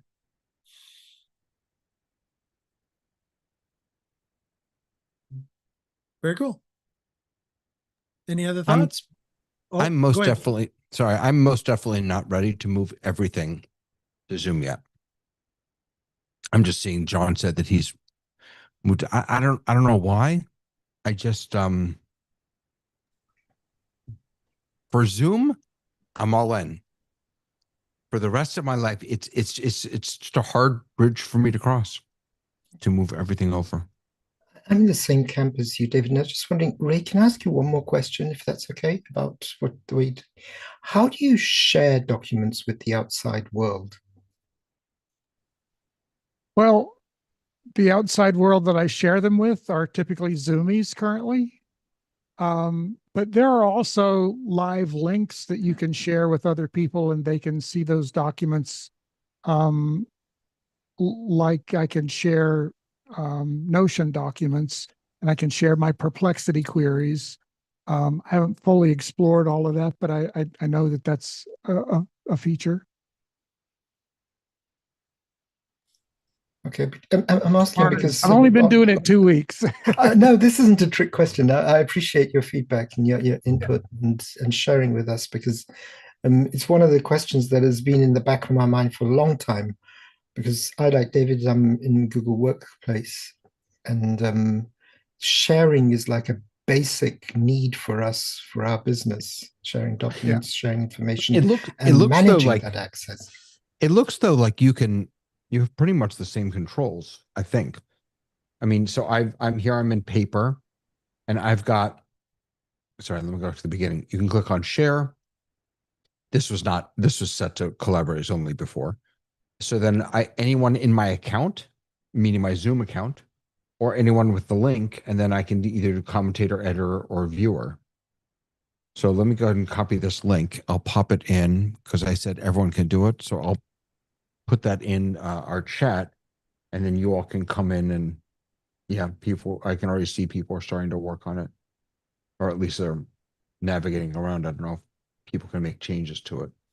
I've got welcome to Zoom paper. I don't have access to that document itself. Just a minute. Really? I wasn't allowed to join your document. Really? It says to contact my administrator, which is me. It says, oh, well, this is interesting. So, I mean, I can see the people who've clicked in. Can anyone type on this document? Oh, yeah, Ray can. So Ray can do it. Robert, are you not logged in to your Zoom account? No, I can now. I've just realized I can. But so maybe that's the problem. Maybe if you're not logged in, which you're right, is a problem. No, I can. Because, I can. I'm logged in and I can. I've just written down on the document. I can. oh, you That's can. me. Okay. Yeah. I'm just. I didn't realize that this is the first time that I've got into to paper, and so I went through the intro and I was. Gotcha. The Okay. document, yeah. And it Frank seems like locked himself out. no. It seems like paper's not enabled on my account. So does that mean that if you share with people who don't have paper on their accounts, they won't be able to use it? So how shareable is that? You can only use it with other paper users? Right. Or what if they don't even have a Zoom account? I guess because I shared it to. You don't want Teams people reading your documents, okay? They got to be Zoom people. You just type paper.zoom.us and it appears out of nowhere. It's a security feature. It's not a bug. But that's interesting. I wonder if I'm trying to think if I have. Do I have? Oh, you know what? I do have. I have a David. Wait, hold on. If I just go into let me hold on. I have the link. Yeah. Let me go into and put it in a regular browser. Yeah, that's what I'm gonna do. I'm gonna put it into but I'm gonna do incognito. Incognito. So there's the link.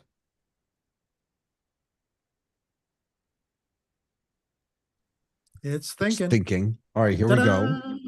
Sign in to start collaborating on this document in real time. So yeah, it's not like Google. With Google, you don't need to have a Google account to be able to edit a document, correct? So there's no read-only mode for this? No, this is read only basically. No, it's not. You had editor selected when you shared it. No, I understand that, but what I'm saying is that when I'm not signed in, it defaults to read-only mode. Right? If I click sign in, it's going to sign me into Zoom, and then I'll be able to, but if you're not signed in, you can read it, but you can't edit it or comment on it. It's like you're sharing your document in a PMI if you just let anybody who's not logged in edit it. Right, but I mean, for example, I do that all the time, but it's not a link that no one's going to find the link. If we have show notes for our Thursday night show, and I haven't invited the individual users to edit that doc. I just change it to anyone who has it can edit it, and then I share it with those 5 people. And because a Google Docs link is not and I don't know whether they have Google Docs or not, and they can still edit it. So I used a Google incognito window and I was able to see it. Yes, you can see it. That's what I'm doing now. Yeah. I'm in incognito. I can see it, but you can't do anything with it.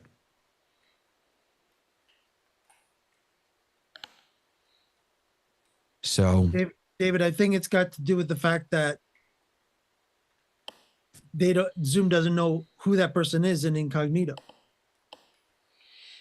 right. But the point is, if I choose, let me go back to Zoom. If I choose under share, anyone with the link should be able to edit. Fair. That means what it means. That's that's what I'd like to be able to. I understand why Zoom did this. I'm not, and it may be the right decision. I'm just saying it's not what I'm to Robert's point from before with Google. I don't think this is the case. I think anyone can edit. Let me just make sure that that's correct. Let me go in here, create a document. I've just done a quick search for you, and it says they can open the link and view the document without signing in. However, they must sign into a Zoom account to comment or amend it. Right. So I'm going to change. I'm just checking this on a Google account. So this Google Doc, anyone with the link can edit. And now I'm going to go up here and do a new incognito window. Yeah. So that's the difference, is that with Google, I can, and it truly anyone can edit. With Zoom, you can, and look, maybe they'll change that. Or maybe that's a feature, not a flaw.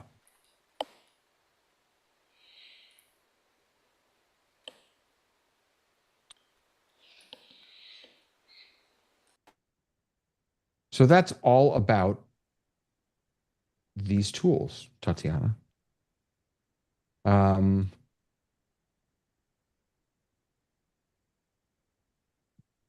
The other portion is that Tatiana wanted to know is who is currently using these features. Yeah. John does. Ray does. Anyone else? I'm not. Mike does not yet.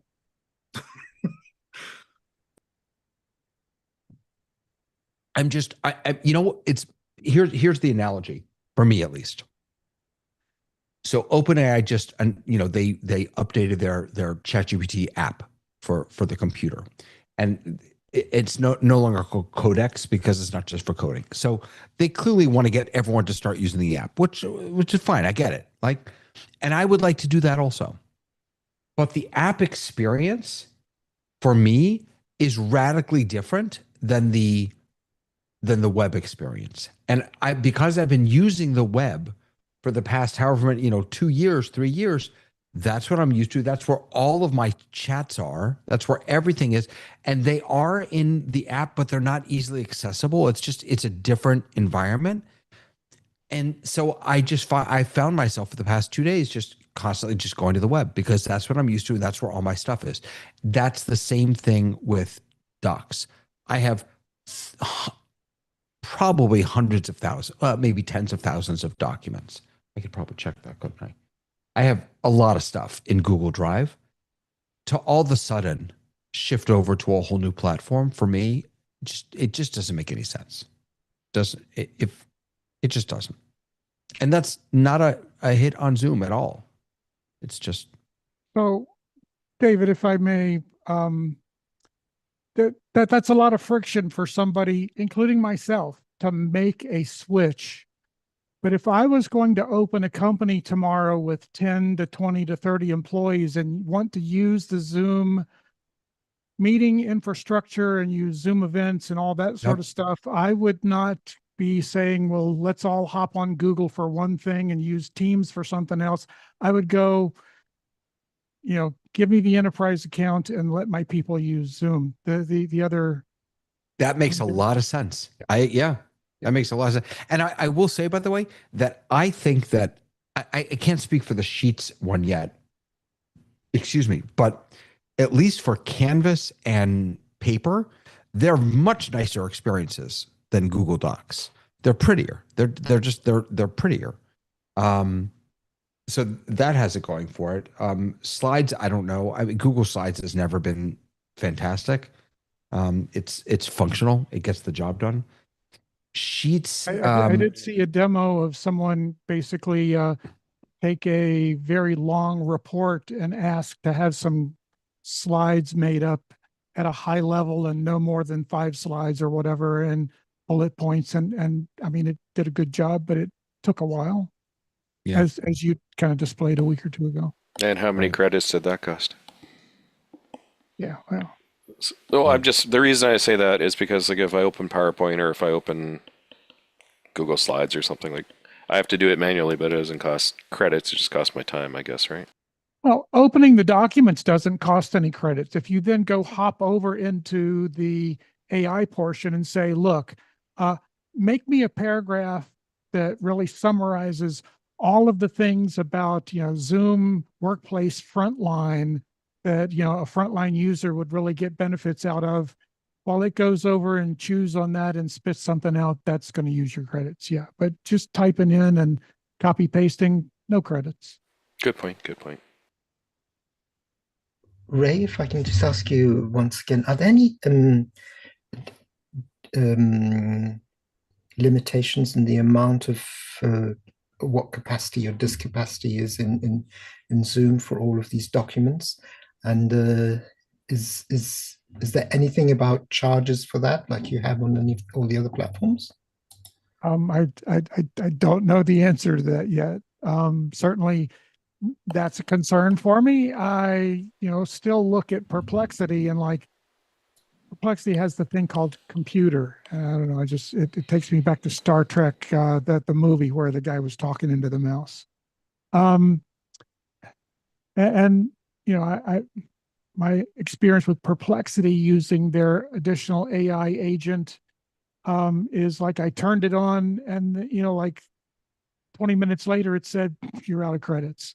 And so the thing that I've been doing is the thing that Dave was doing, is every time I do something, I go back up and I check that number of credits. Oh, look, I've used 20. Oh, look, I've used another 20, and that sort of thing. But in terms of just copying, pasting, and sizes of things, I don't know where this storage allocation comes from.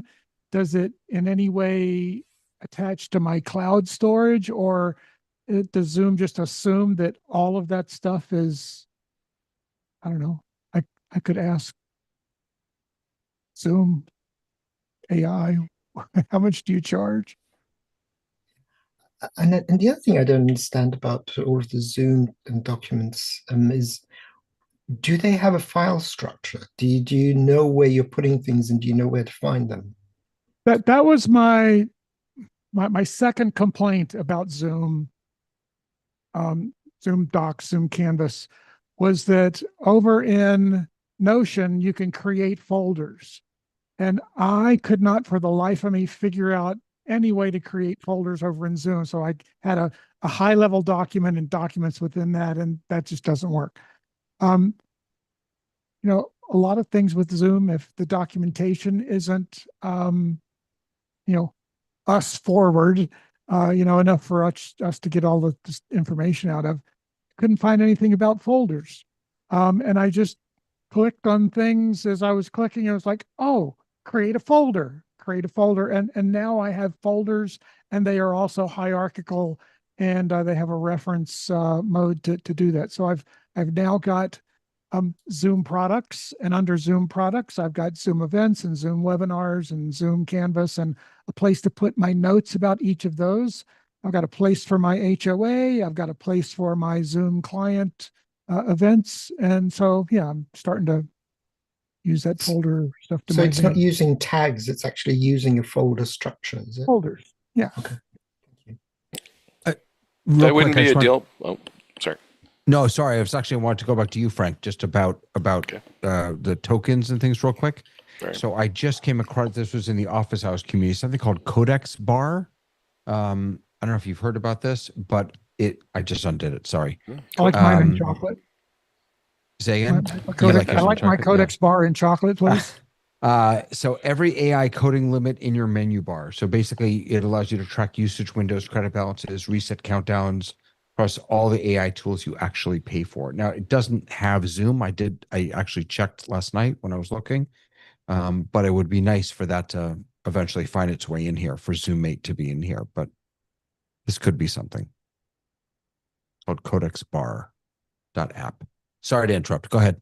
No. I was going to jump on Robert's comment. Folder structures to me aren't.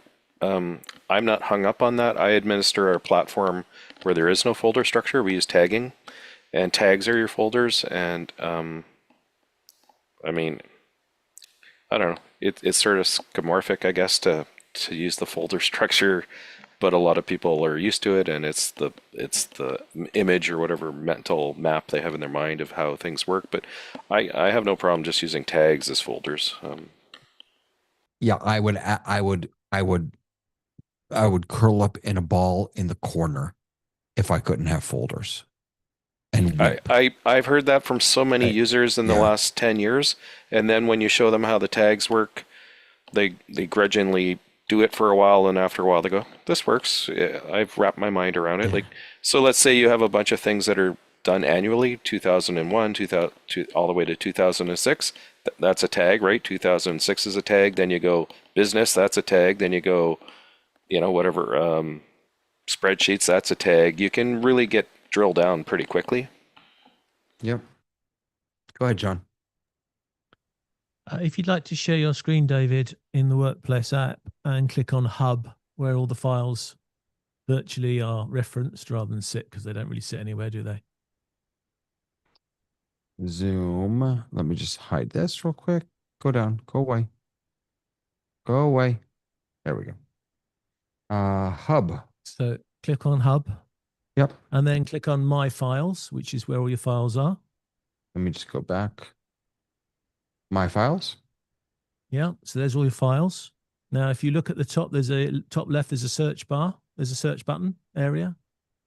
And you see you've got the ability to search by all the criteria that everybody's talked about. So you can talk about searching by the different types of documents you've got. If you want to search by folder, I don't know why, but the folder tag is the furthest along the whole line. But you can search by different types to get your access to your different data. And then you just put keywords or a meeting ID or whatever at the top, and it goes and finds the stuff for you.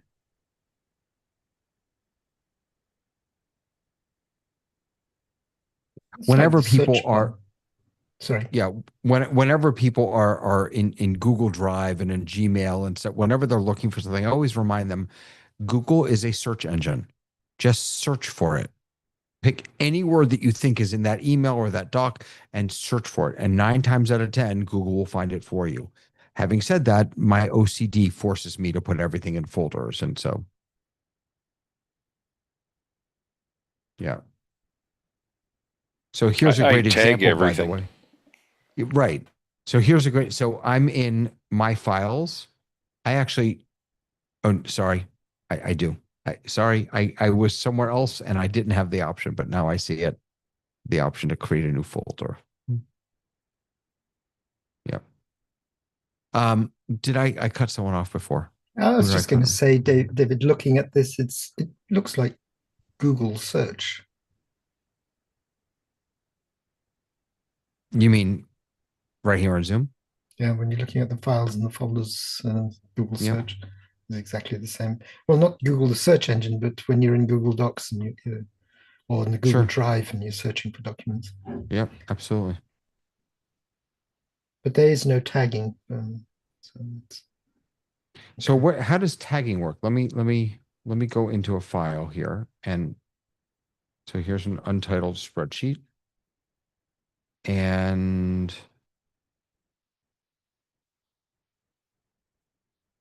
I wonder where I tag. In most systems, it's not in the document itself. It's when you're in the directory, and usually it'll be like 3 dot ellipsis, or you can right click and then you can say add tag or label or something. Right.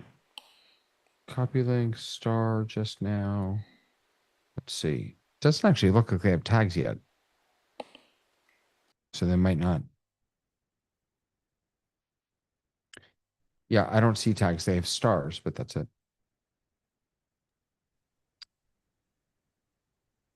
All righty. David, They is that on suggest the use the comment Mac? icon to. Well, Sorry, Hasmuk, real quick, and then John. Is that on the Mac that you're trying to get a tag? Well, it's in the Zoom client. Yeah. Oh, The Zoom sorry. app. Okay. Sorry. Yeah. Okay. I'm sorry, John. No, that's okay. So the suggestion is you open the doc and you put a comment, use the comment icon, and then you hide the tag in the comment icon. Comment. Oh, okay. So comment icon. And then I put the tag here. Yeah. And then you can tag, people as well. Why can't I? Well, for one thing, you can't actually put comments. So I think you have to put them. Yeah, add comment. All right. This is a comment. And I'm going to do, I don't want to add. I want to, would it be like a hashtag? I don't know. Tags. Okay. Now, I'm not sure why it's taking a really long time for everything to load today on Zoom. I don't really know why. There must be a football match on. All right. So, I mean, that's a comment in a cell, isn't it? That's not really a comment to the document. Like in Google Docs, you could comment to a cell, or you could comment if you are like generally on the right hand side, like you were trying to do just now. If you're sharing something with someone else. yeah, this is, I'm not sure that that's it. So it just, they don't have it yet. That's all right. Okay. Yeah. Thank you. At least I don't think they do. I just feel that it's going to be a burden for me to spend time just learning and just changing my mindset to move across onto another platform when I'm burning up so much energy trying to get my head around AI and fix things that are associated with AI in the business at the moment. I have to imagine that Zoom is I have to imagine that Zoom is absolutely wants to become the business solution across all of these different things. And at the same time, I have to imagine that Zoom is also very happy to be everyone's go-to web conferencing tool. And I don't know that those two need to be mutually exclusive. They're just different audiences. Just like you've been making keynotes for all your life and never used Google Slides for presentations. Right. Right. I mean, Google's very happy with me using Gmail and not using, they don't care if I use Google, whatever. Yeah. Lois Incognito. Can't pin anyone. Are you sure you want to let that person into the meeting, David? Yeah, that's Lois. Incognito? She just doesn't have her video on. She just doesn't have her video on. I see the option to pin. It seems to be working, Lois, for some others, I guess. Ah. Why are you Lois Incognito? And now it's there. This is very strange. Why are you incognito today? Because I don't want you to see me. No, but your name says Lois Incognito. Well, what did you want to be put? Invisible? What? It's just sort of funny to announce that you're not going to be seen by putting it in your name. It's obvious by the fact that your camera isn't on. I have to have my name out there because that's the rules of the community. It You have to is. be identified. And so I came in as Lois Richter and then changed it. Peter's mouth is moving. Are you talking to us, Peter? I'm not hearing. We can't hear you, Peter. It's your Zoom. Your mute. Zoom is yeah, it's a Zoom mute. This is the problem with all of us with all these buttons, is that we mute ourselves in so many different places that yeah. Well, Peter, you're it's the host, the David. microphone. You can It's the unmute microphone him. button in the bottom left there. I Peter. was losing track of my mouse is what I was doing. Well, go find I it knew again. where I wanted to go, but I'm what just I was giving you saying, trouble. what I was going to say, it's better to be incognito than incapacitated. Oh, that's for Yeah. sure. That's for sure. Okay, Excuse I'll change it so it's not incognito. I'll put something else in there. you, do whatever you want. I always do. You know that. That's true. You do. That better?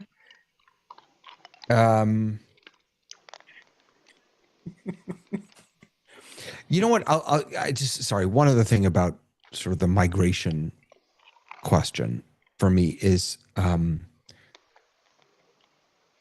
even though I'm now a Mac user and I'm very happy, Peter, I'm just gonna pop you on mute if that's okay. I spent a lot of time in Chromebooks, and which is when I moved my entire life into the Googleverse. The point being is that I don't really open apps a lot. Like everything I do is except for Ecamm is really in the cloud. And so to open the Zoom app and to have to live there, it's not part of my workflow. And I could, but I'm so used to everything just being not in an app, but in a browser. David, Go you ahead, actually Robert. brought up a good point. If you are in the Chromebook and you log in through, again, Zoom wants you to use a web browser to actually use Zoom on a Chromebook. Can you see all these features? No. I don't know. It's a good question. I know it came to mind when you mentioned it. It's like, Yeah. okay, because Does there's a lot of anyone have a there's a lot of people that use Chromebooks. Chromebook to try it out?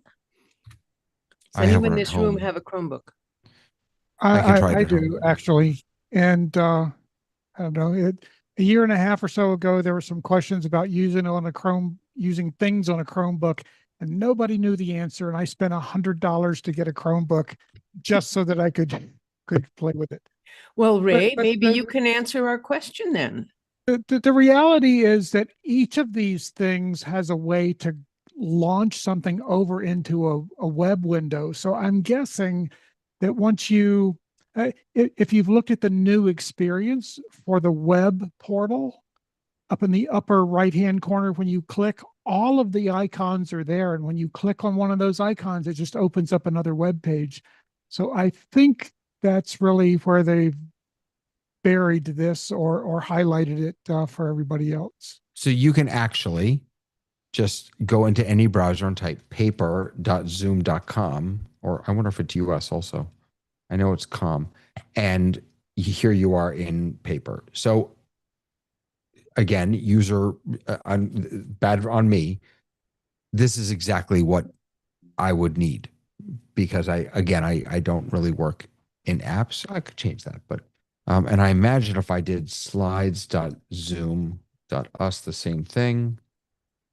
Yep. And if I did, is it sheets.zoom.us? Yeah. So all of them work cleanly and very nicely in the browser. Just one thing to be aware of is I am logged in. So you'll need to be logged in, obviously, to access any of these. So presumably on a Chromebook, it should work just fine. Yeah. Robert, go ahead.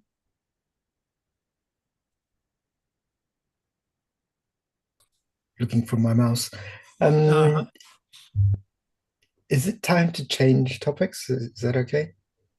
I'd like to come back to Zoom for a second, because last week we talked a lot about Zoom events, Zoom Production Studio. And I held a webinar this week on Zoom Production Studio, and of course used the lower thirds to see how they work, and it was really, really cool. but what I discovered running Zoom Production Studio is that when if you try to run a webinar by yourself using Zoom Production Studio, you end up staring all over the place. You can't concentrate on focus just on one thing. It's a real challenge. And so I found a tool called Keyboard Maestro.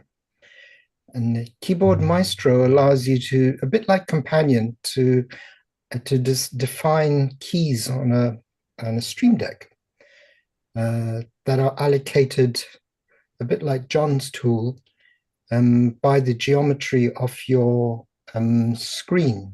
So you put Production Studio into full screen, define where a certain key is, and you can define a keyboard, a Stream Deck key for that position on your screen, on your monitor, which happens to be, for example, move to go live to the right.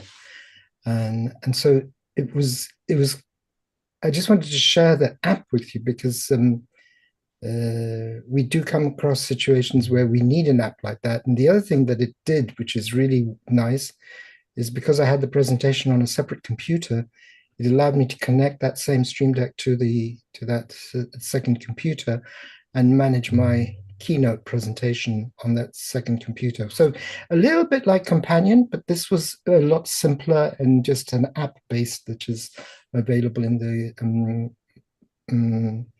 Apple Mac Store. So Robert, I've dropped in the chat. Is that Mac only? Is that a Mac? Yes, it is. It's a Mac app, and I've actually used it in conjunction with Companion, Robert, because you can define macros in Keyboard Maestro to do a long list of things that are very system specific, and rather than have multiple steps in Companion, I say go execute this macro in Keyboard Maestro, and voila, it does it. So. Over on the Windows side, we have Auto Hotkey, AHK. And I actually spent a couple hours earlier this week automating a companion button that pulls the name of a file, which is a PowerPoint file, and passes an identifier out to Auto Hotkey. And Auto Hotkey opens up the PowerPoint, checks to see if presenter mode is checked, checks to see if, I don't know, 2 or 3 other checkboxes are checked, puts them in the configuration that I want, and launches the PowerPoint slideshare mode, slideshow mode. And then my goal is to then have an auto hotkey that will then do everything that I need to do in Zoom to actually start that share. So when I'm running a one-man show for someone who's putting another speaker every 30 minutes with another PowerPoint every 30 minutes, I'll be able to basically take that spreadsheet like thing, cycle down to the next form, click launch the PowerPoint, click share the screen, and it'll all happen with 2 button presses from there. That sounds good. Sounds good for Windows. With this Keyboard Maestro, it allows you to define which app you want to work on. Go down, it allows you to define the menu that you want to select.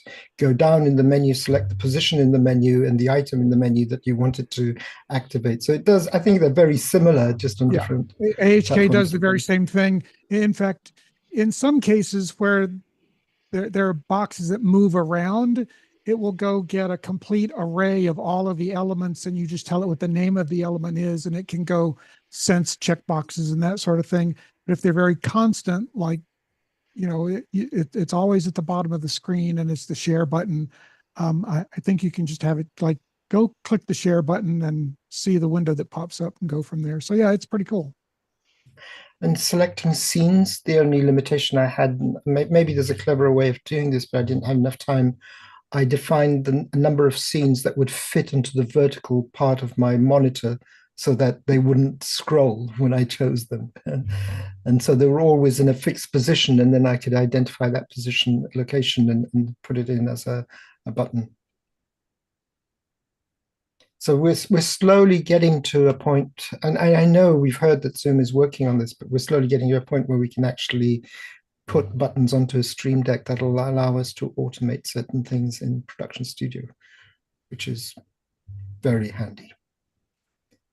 But like I said, doing it by myself, because this was a one-man show that I was trying to figure out how to do, I think I just don't have the confidence in the keyboard maestro that where I would click on it, watch it, make sure that it's gone up, and then go back to what I'm doing. So there was a mental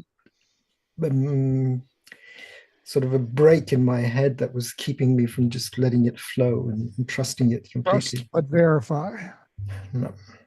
And maybe it also comes from the fact that too much on the production side, where you're always looking at these details as opposed to just letting someone else deal with them and just speaking and doing your thing. So that didn't work for me at all. Yeah.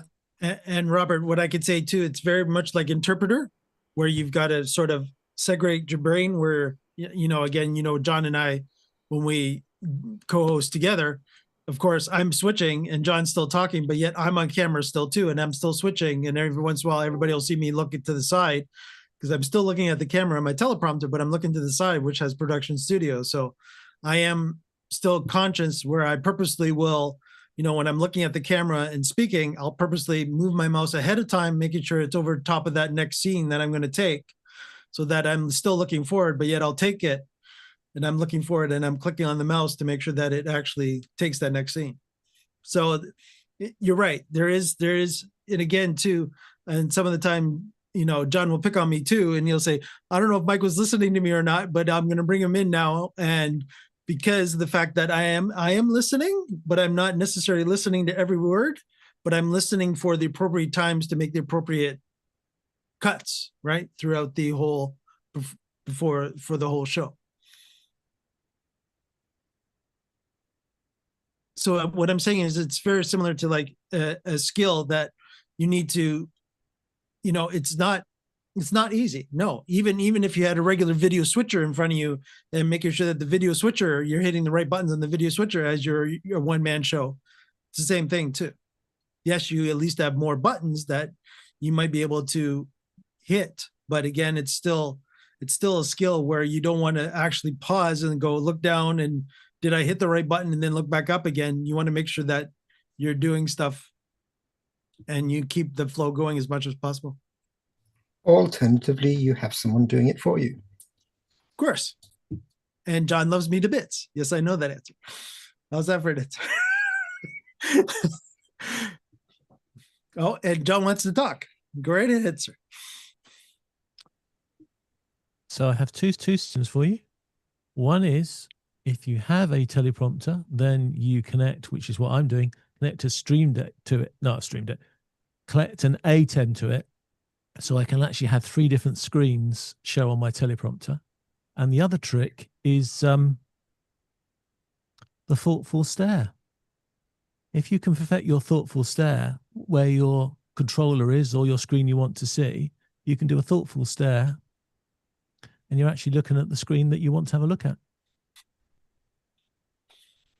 It's all about that presentation, and heaven forbid, what's the organization, John, that everybody should be looking at to improve their skills in presenting? Cheesy Toastmasters. Cheesy Toastmasters, aka Toastmasters. That's right. Because they will get your skills up and running. Hosting or co-hosting or presenting or anything, Toastmasters, absolutely. If you're not used to emceeing or even doing anything like that, and you want to improve your presentation skills, absolutely. Toastmasters is international, not just in Johnny's neck of the woods in the UK. Cool. Oh, Mr. Paskin missed it. So I'm going to do it for everybody. Everybody ready? Cross your fingers. Nope. I did a fail. Look at that. Who knew? I hit the right button this time, and it's going to be on my Stream Deck. Yay! Anybody that has any questions to what that are still watching us on YouTube, please let us know in chat, and now we will relay it to all our current community champions and panelists that are still with us. Oh, yeah, Tatiana, John loves the thoughtful stare. I will teach it to my public speaking university course. There you go, John. You're now added to a university course. Attaboy. She's even got one of these, the ponder emoji too. That's right. Yes. The what is that pause, John? They call that you do that quite often during the show too. The dramatic pause. There we go. Having the dramatic pauses in there too is never a bad thing too. What do you call the beady eyes? One that are also in the comment by Tatiana. Beady eyes. Oh, the Yes, beady eyes. he's looking for he was looking for the acronym of BDI. See what you were doing to me, Robert? I was looking for words. Did she say beady eyes? Because I wasn't fully paying attention to the chat there for a few seconds. See, thank you, Ray. Love you. Because you're a host and you're managing one meeting over here. This is what I was referring to. That's right. It's I haven't really difficult. That's right. I haven't spotlit anybody yet, but give me a moment. I might actually do that while I'm still on camera too. Robert, when you made that comment, actually, I got to thinking about my Tesla that I've been driving now for almost 18 months. And I remember my first couple of months driving it, I never took my hand off the wheel. I always had my hand on the wheel because I didn't have a trust level. I knew that it could do some things that kind of scared me a little bit, but it never really did anything horrible, at least the first couple of months. I've had it do some really weird things that it shouldn't have done. And I understand the situations that I get into where the Tesla might be that. In fact, there's a split off of an HOV lane from some other things that has one of those little crash compression metallic things in there. And every time I go by there, I'm gripping the steering wheel because I that's not the place I want to experience of hell. But you develop a trust level with it over time. And I've had several things in the last couple of months where I'm paying attention, but something happened. I've only got two eyes. And for me, they both have to be pointing in the same direction. But the 6 cameras of the Tesla discovered a guy over in my blind spot over here that was coming to my lane. And all of a sudden I'm veering over to the left where I know there's plenty of room. And then I'm coming right back. And then I went back and looked at the dash cam later and it's like, oh, that's what was happening. But yeah, that's what those series of thoughts came in my head. I wish we had a dash cam that we could go, oh, how did I get myself into that situation so that you could replay it? I would love to have a beefy OBS system that would just record all of my screens and all of my key presses and everything and be able to tell me, go back to 15 minutes and 37 seconds and tell me what went wrong. Or hire an assistant to sit in the room with you and go, Ray, you didn't push that button. Smack me on the hand. Don't touch that button. Go ahead, Robert. I just wanted to say that's why John has Mike to help him on the shows. Yes. And I know you do the show together. I'm not saying I don't want to try and say that you don't, but John, when he speaks, has you because he doesn't do the switching. But Mike's discovered a secret. There are shows that he doesn't know about, and he started discovering them now. He's started following me around the internet, finding out that there are shows that he is not part of.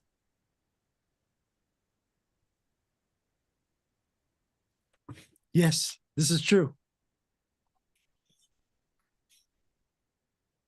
Very true. That's okay. As long as Johnny can handle it, he's good. He knows production studios well. If again, we brought this up earlier, and actually it's good to actually bring this up as well, is that if I do ever have an internet issue, John could always take over production studio during the time that I have my internet issue before I come back. Ray, actually, you're the one that mentioned this earlier. So yeah, absolutely. It actually happened to you, Ray, correct? At one event? Oh yeah. I think the big one that happened to me, that I mean, I didn't have anybody to take over for me, but I was doing a streaming of one of the video scenes, and for whatever reason, Zoom just quit. I don't know if it was an internet issue or if Zoom had an issue, but then I go check the router and everything, and all of a sudden it's all coming back. The router seemed okay, so I still don't know what the issue was. When it came back, it was all still working. Right. And you were able to, whoever took over from production studio, you just were able to take over that next scene as soon as you took Well, that next I didn't segment. have anybody. I didn't have, I did, Oh, okay. I was running this myself, and the fact that it still continued without me. And when I came back, the video player was still playing. This was early in production studio video playing. There are still, maybe still a couple of glitches, and I haven't checked in the new release, but a couple of glitches that if you do lose connection and come back, the live production player used to misplace the position of the dot of where you are in the video, would go far right, and the countdown timer of how much time was actually left Was probably at zeros or something, maybe. stuck at 0. Yeah. Yeah. I have seen that on occasion. And I've Yeah, just we talked about that. ignored it. We've talked about that. Yeah, we've just ignored it. Again, I'm live, so I'm just like, okay, I'll see if it actually is going to do what it says, because again, there's a setting after the player for it to cut to the next scene in preview. And I just sit and I'm going, okay, when you're finishing video player, are you going to actually do what you're told to do? And it has. But yes, it did do that to me too. And it wasn't that I had an internet glitch at that particular point. For whatever reason, the player on occasion will have convulsions, as I'm calling it, every once in a while, where it will all of a sudden, it's like it starts playing and all of a sudden it says it's at the beginning, but yet it says length is 000 at the other. I'm like, yeah, okay, no, it's not. But yeah, go ahead, Robert. I just want to say that Courtney Gooden from Office Hours told us once about a plugin for Chrome called the Internet Connection Monitor. And I run this when I'm having an event where I want to make sure that if anything happens with the internet, I know that it was the internet, not an app or not a computer or something. And it will monitor. It doesn't take up much resource. You just need to have the browser open in the background or just a tab open in Chrome. And it'll monitor in real time what's happening, and it'll also keep a log of what's happening over a period of time. So if you do have these glitches, well, I had them at one point, and this is what I used and was really useful without getting into a very complicated tool for monitoring internet traffic or switch traffic, the network traffic. The only limitation, of course, is that it monitors what's going on your computer. So you have to run this on each and every computer if you're having issues in different places. Yeah, Robert, I ended up finding that for you and gave everybody it in chat. Okay, very useful. Internetmon.org. Correct. How safe it is, what data it's sharing with who, I have no idea. And I don't want to even think about it, but it's there.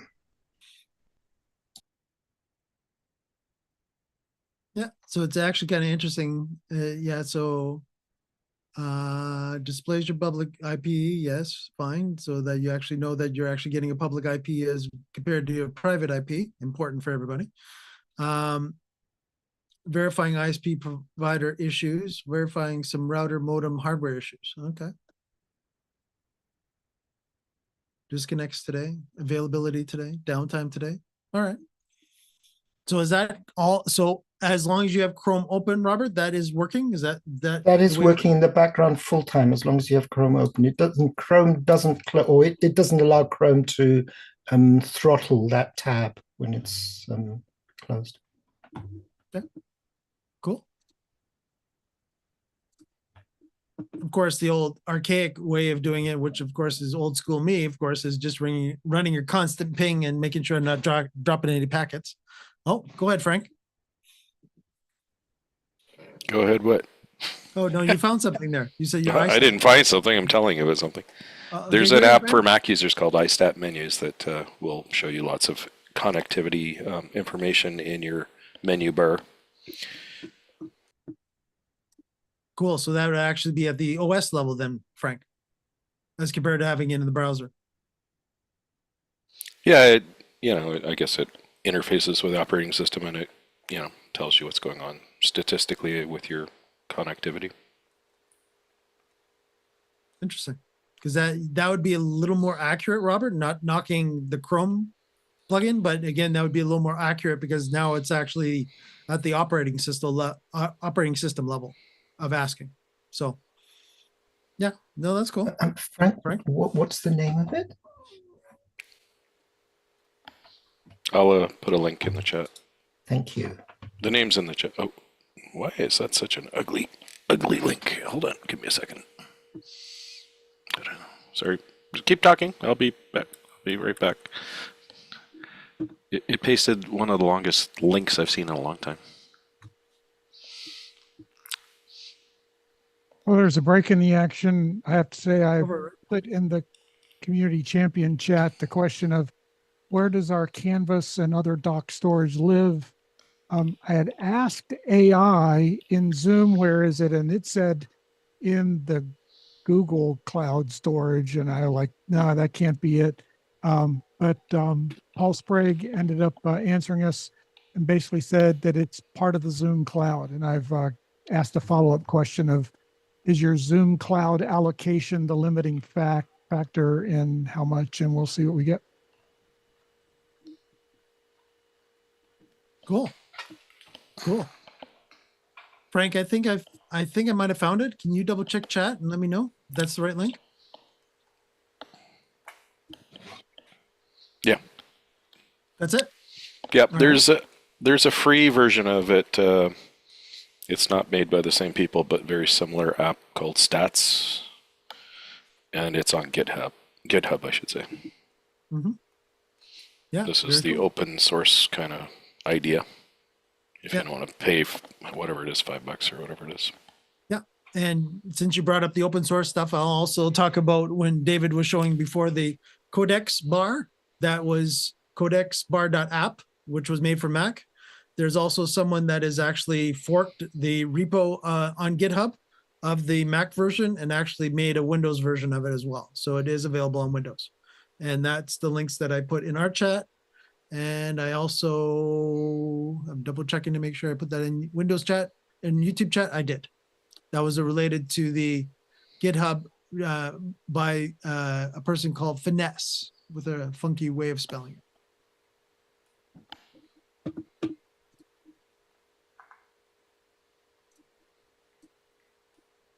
Very cool. A little bit more expensive than our side of the world. It's $12 per app user. But I like the name of the company, Bajango. They've been around for quite a while. Okay. Yeah. Tatiana, actually, Ray has a question for you. She says, I was wondering that too, Ray, about file storage limits for Zoom files. Thanks. So are we, the only thing, Ray, I didn't catch if you did mention or not, costs right now are still undetermined, or we do know costs? And I know there was a big I don't have an answer. He basically said it's part of the Zoom cloud. I'm trying to figure out if you've only got the 5 gigs or whatever for your personal pro account, does that use up that part? And what happens if you end up copying and pasting a whole bunch of stuff and grow bigger than that? Does it just quit? Or what happens? Oh, we'll know more later, I'm sure. Yeah, TBD is what I'm hearing. To be determined yet. Very cool.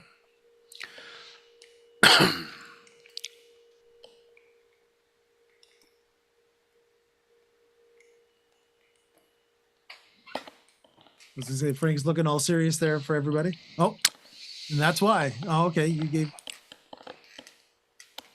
Okay. I see. It's very customizable. So, I mean. Yeah. Here, let me actually share that for everybody. See if I can actually blow that up quite a bit. Oh, I can. Good. Oh, No. All right. Let's try that again. Come here. Come here. There we go. All right. I will share that for everybody. Let me just find my. All right. So, Frank, they just happen to have the same name, but they're two different products. No, one's called Stats and one's called iStat Menu. Okay. Sorry. Yeah. iStat Menu does a lot of other things. You can set it up in your preferences what you want it to do. Yeah, I can see that.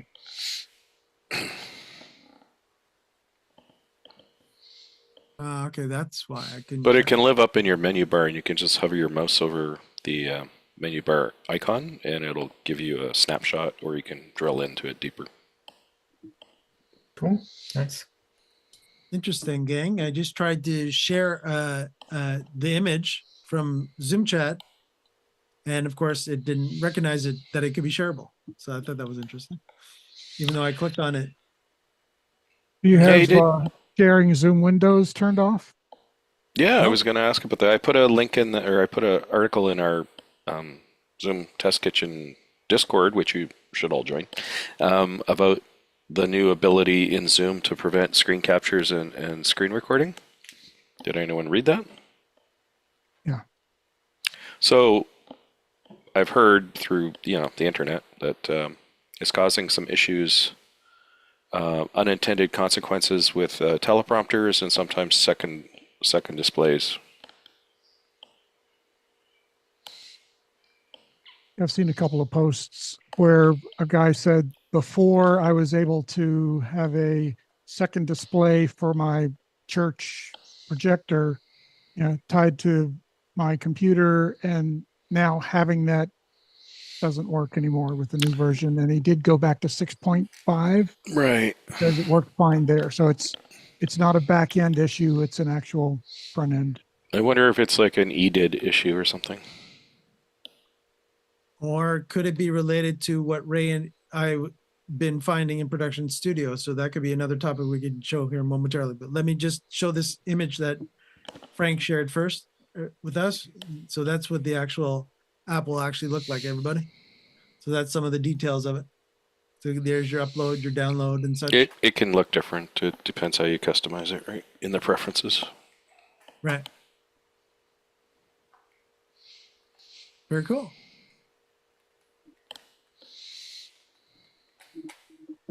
All right, and I will stop So what sharing. is the change that you were talking about, Frank? What is the actual? In June, Zoom made it possible for the host of a meeting or the admin of the whole organization to prevent other users from taking screenshots or screen recording, like screen scraping the Zoom meeting. I'm not sure if it applies to Zoom webinar. I assume it probably does, but if you're having a meeting and you don't want people, you're not going to share a recording, and people say, well, screw you, I'm just gonna get a third-party software device or utility, and I'm gonna screen record my screen, and that happens to have the Zoom meeting inside of it, it'll detect that and try to stop you. And that works with like snapping a screenshot on your Mac?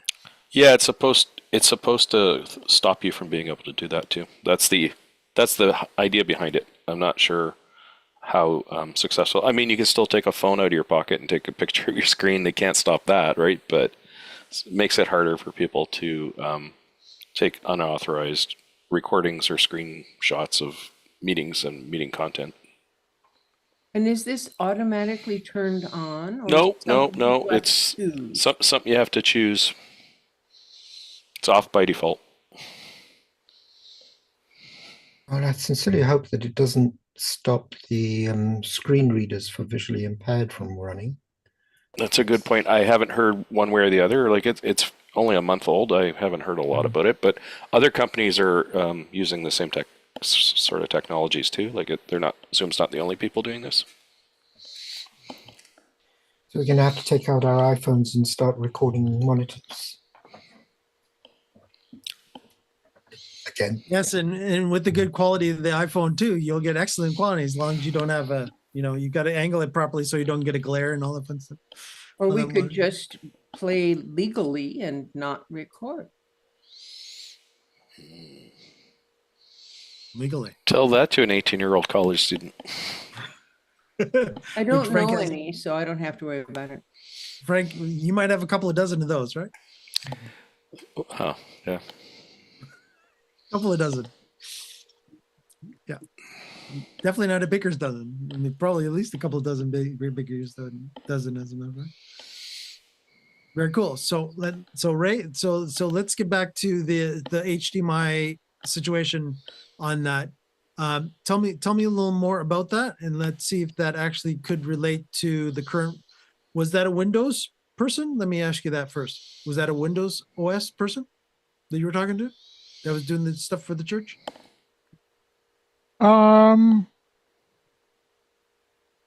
Gosh, I don't know. It was a community post, and I believe it was Windows. I believe he did say it was a Windows PC. And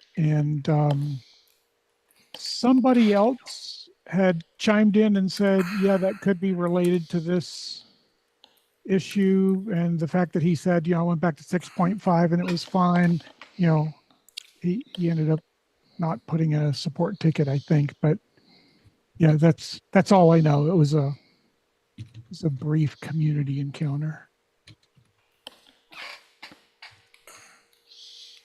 Okay. The reason that I bring that up is that Ray, that you and I have had this discussion lately about Production Studio, where all of a sudden, depending on how wide of a screen that you actually have Production Studio in, and officially it is related to, in Windows, we call that maximized.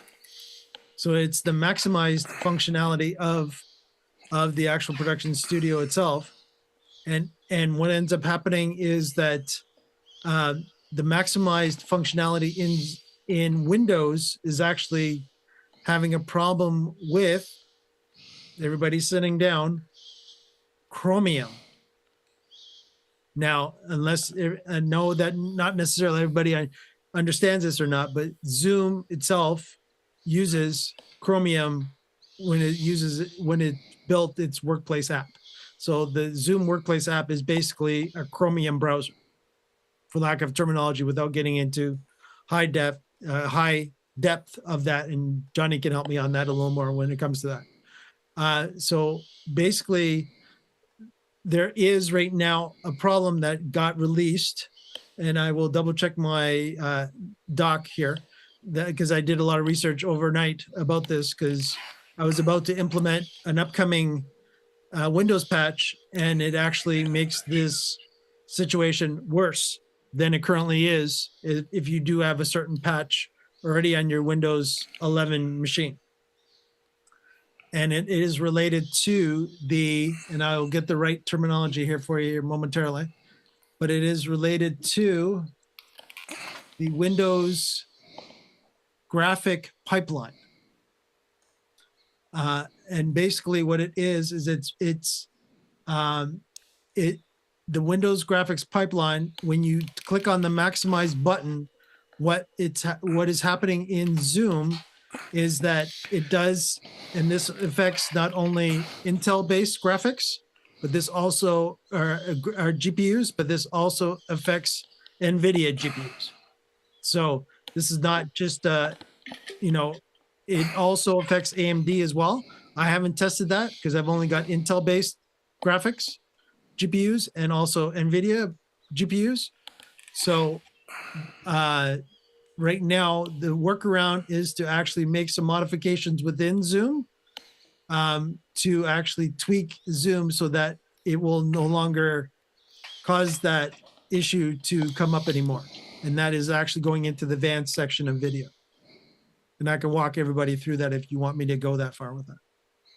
Just a quick comment. This will be the second time that Zoom sort of saves someone's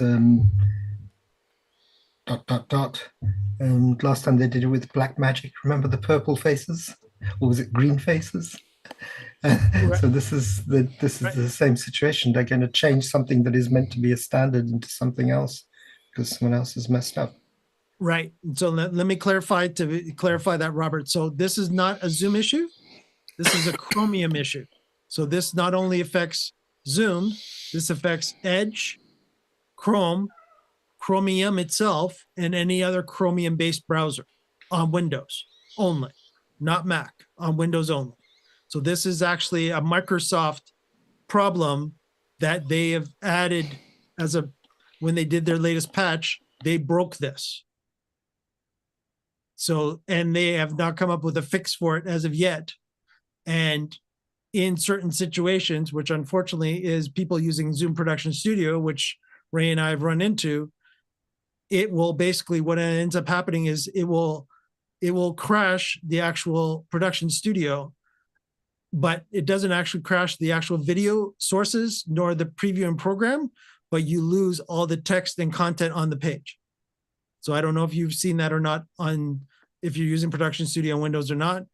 But again, if you do have a certain patch level in Windows 11 already installed, there is the potential that if you do hit the maximize button and use Production Studio in maximize, that it will actually cause that issue.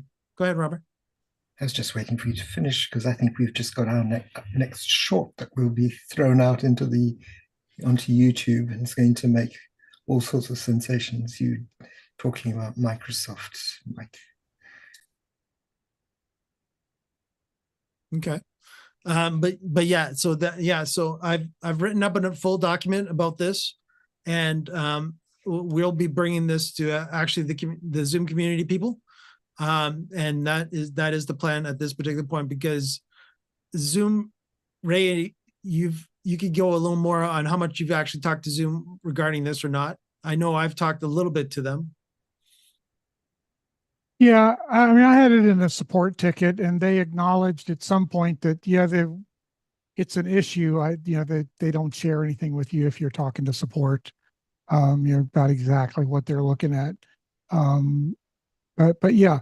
Now you said, Mike, that the window something, it can't remember exactly how you characterized it. Yeah, the Windows graphics handler is what it's called. Oh, but you implied, I think, from what I heard you say, is that the window somehow totally loses everything. And in my experience, in the production studio, you've got the little film strip over on the far left-hand side of all your scenes. You've got your preview, you've got your live, and then you've got your sources. What happened to me was the live window moved over behind the preview window, and I could see it up above at the top, like a half an inch. And the sources were gone, and the film strip was gone, but the preview was still there, except no amount of clicking in that space would get anything to happen. So those pieces were still there, which tells me that the underlying Chromium was still trying to do something. Right. And this is, when I was doing my digging around about this, and this is a reported bug right now that Microsoft knows about, but and it affects Chromium based browsers, and it's the Windows graphics handler. And basically what you had was that browser window, for lack of terminology, which is Production Studio, crashed on you. And that was your version of its crash. And you noticed that you probably still had the thumbnails, but you didn't have the text, right? Gosh, I don't know. That was so long ago, I can't remember. But you did have even though the live did some funkiness with itself, you still had the preview window, and you still had the sources videos, but none of the tabs, everything else disappeared. Yeah. Yeah. That is a version of what I've had often. And I've had this happen to me with John, because we use it weekly on both of our shows. It's happened to me at least, I guess I'm going at this particular point, 15, almost 20 times. Wow. At this point. So it took a bit of, I basically did some digging over the last 48 hours of, should we actually go ahead and actually do this update that's supposed to be pushed on Tuesday, and it will be forced to everybody on Tuesday. So I would suggest if you are having any issues with this, that you actually pause your actual Windows update so that it does not take this Tuesday, because it will be pushed automatically if you do automatically have your updates enabled. And again, us at the corporate level, we don't. So that's a totally different ballgame when it comes to that. And there has been a tweak that I did actually do today for John and our show today on the production professionals power hour. There we go. On that show, I actually did do the tweaking in Zoom that I was able to find, and I had no issues whatsoever. But I did not push it to actually use the maximize. But again, Zoom was a lot more happier through the whole event because of the amount of items I have open at all times, which of course is a combination of Edge and Chrome and of course Zoom running as well. So I'm using 3 Chromium based browsers for our shows all the time. Even this show right now, I'm actually running 2 out of the 3, as a matter of fact, for this show. So that just gives you a bit of heads up on that. But yeah, I've got full documentation of the tweaks, Ray, and I've already given a copy to John. So that I was going to mention it to us as well, but I just wanted to mention it to the community as well. Okay. And we can talk more about this. If anybody has any questions about that, let us know in chat. If not, we'll be talking more about this in the Zoom community forums to let everybody know about this information that I've been able to find. Okay. And we have a question actually from J Rob. I'm having to run Zoom on an older Mac Air 2020. Okay. Click on a dual window in Zoom to get near and far video in a Zoom call on different screens, but it keeps snapping back to single window. Okay. I know that I'm not the Mac expert to answer that question right now. Any of my panelists have any thoughts of what this could be? And again, it's an older MacBook Air 2020. He clicks on dual window I'm assuming that's dual window mode in Zoom to get near and far video in a Zoom call on different screens. Near and far video. When near and far video in a Zoom call. J Rob, can you give me a little more about what you mean by near and far video? That would probably be a good question so the panelists understand that. On different screens. Because it might be just some specific case that you're doing so that you have a near and far video.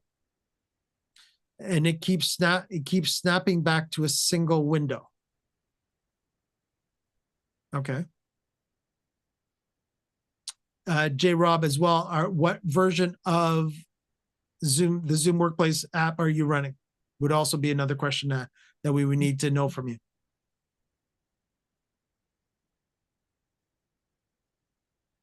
And now wait for that in chat. Any thoughts, guys? To help J Rob? No, we're gonna J Rob, it looks like we're gonna need a little more information before we could actually be able to help you with that.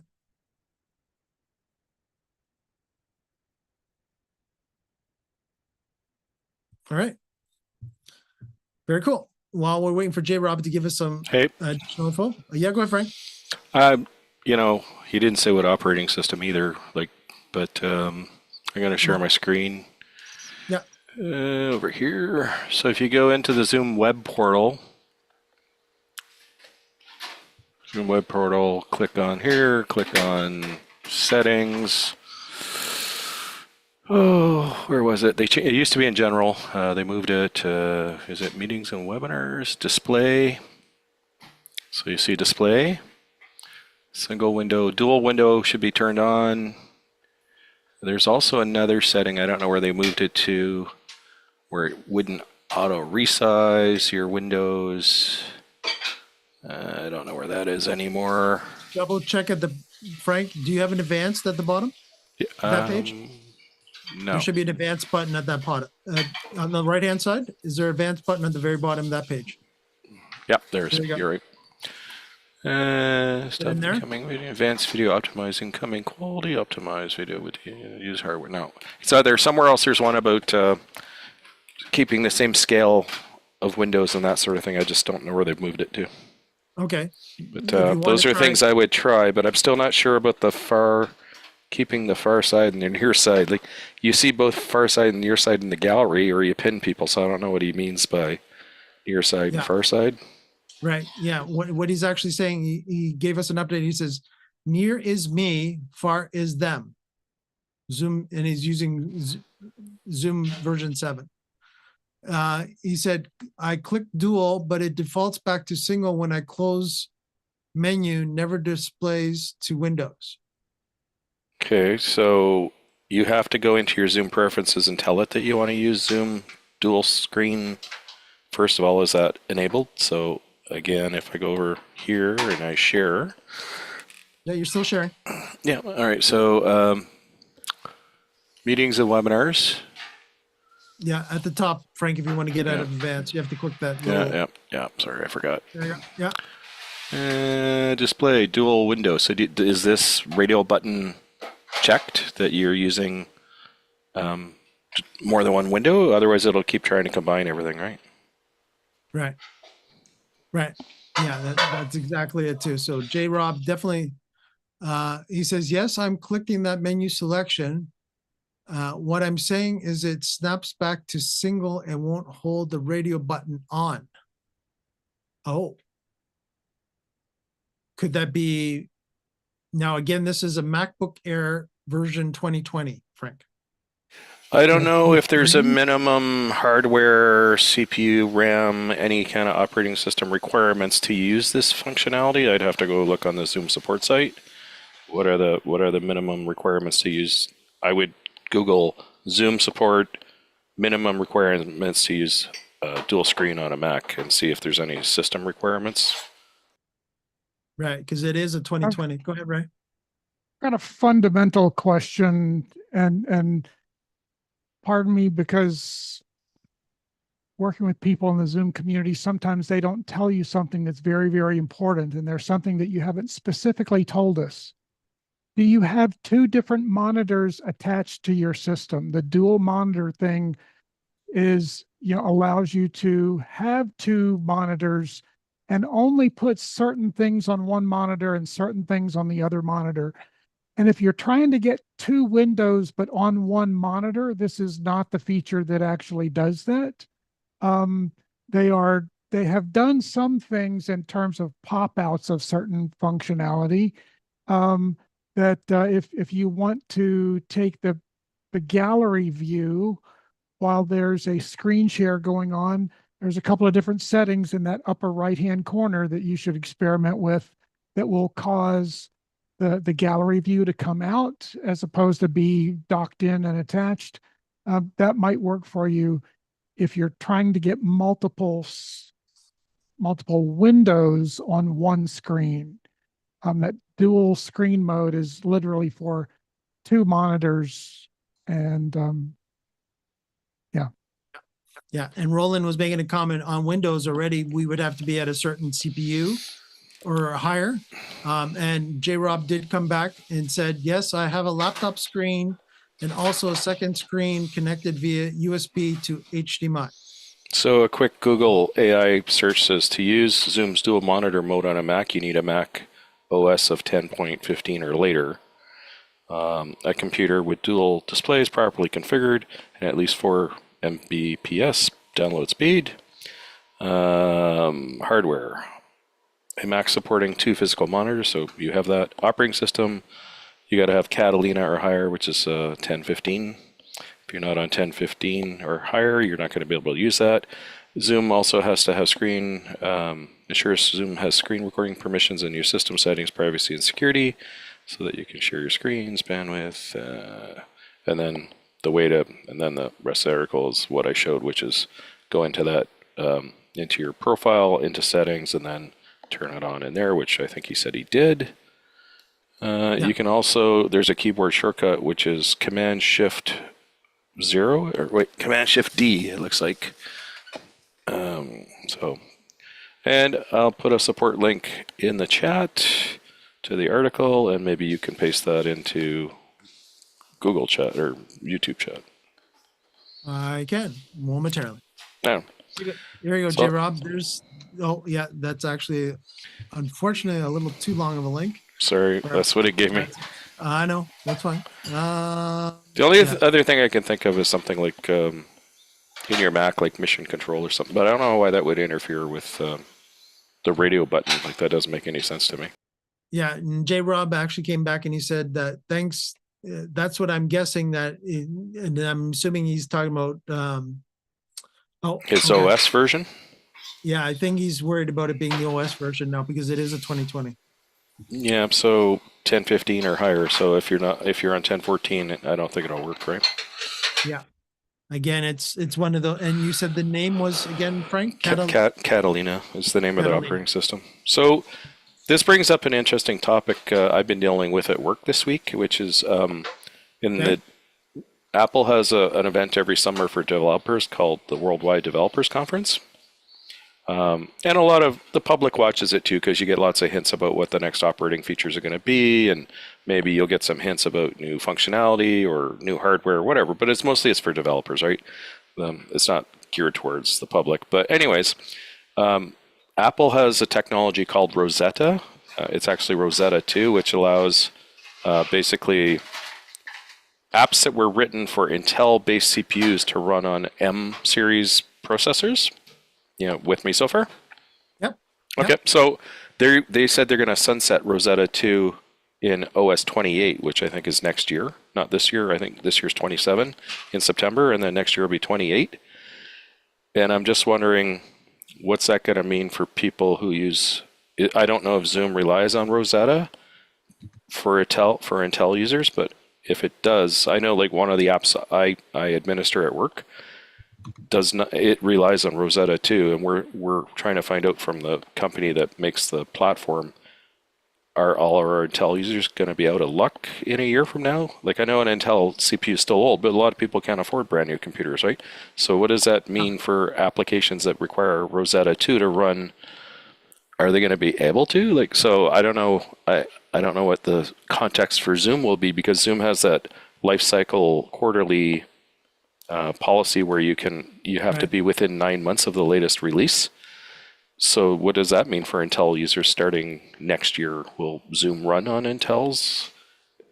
I don't know. If it doesn't rely on Rosetta 2, then it doesn't matter. It'll probably be fine, or you just can't use an up-to-date operating system. But it's just, I don't know how that's going to play out yet. Frank, just for my sake, because I don't know enough about Zoom when it comes to the Mac, is there a separate download for Mac Intel compared to the Mac? Yeah, there is. There is. Okay. So that would be the question is, are they actually going to be able to? There's an Intel version and a Silicon version. Right. So that would be the question then, is that Intel version is going to disappear or not? Would be my answer to that. Well, I think there's going to be a lot of Intel Mac users, not just for Zoom, but there's going to be a lot of apps where they're going to go, sorry. Some companies are really brutal about saying, we're not supporting ancient.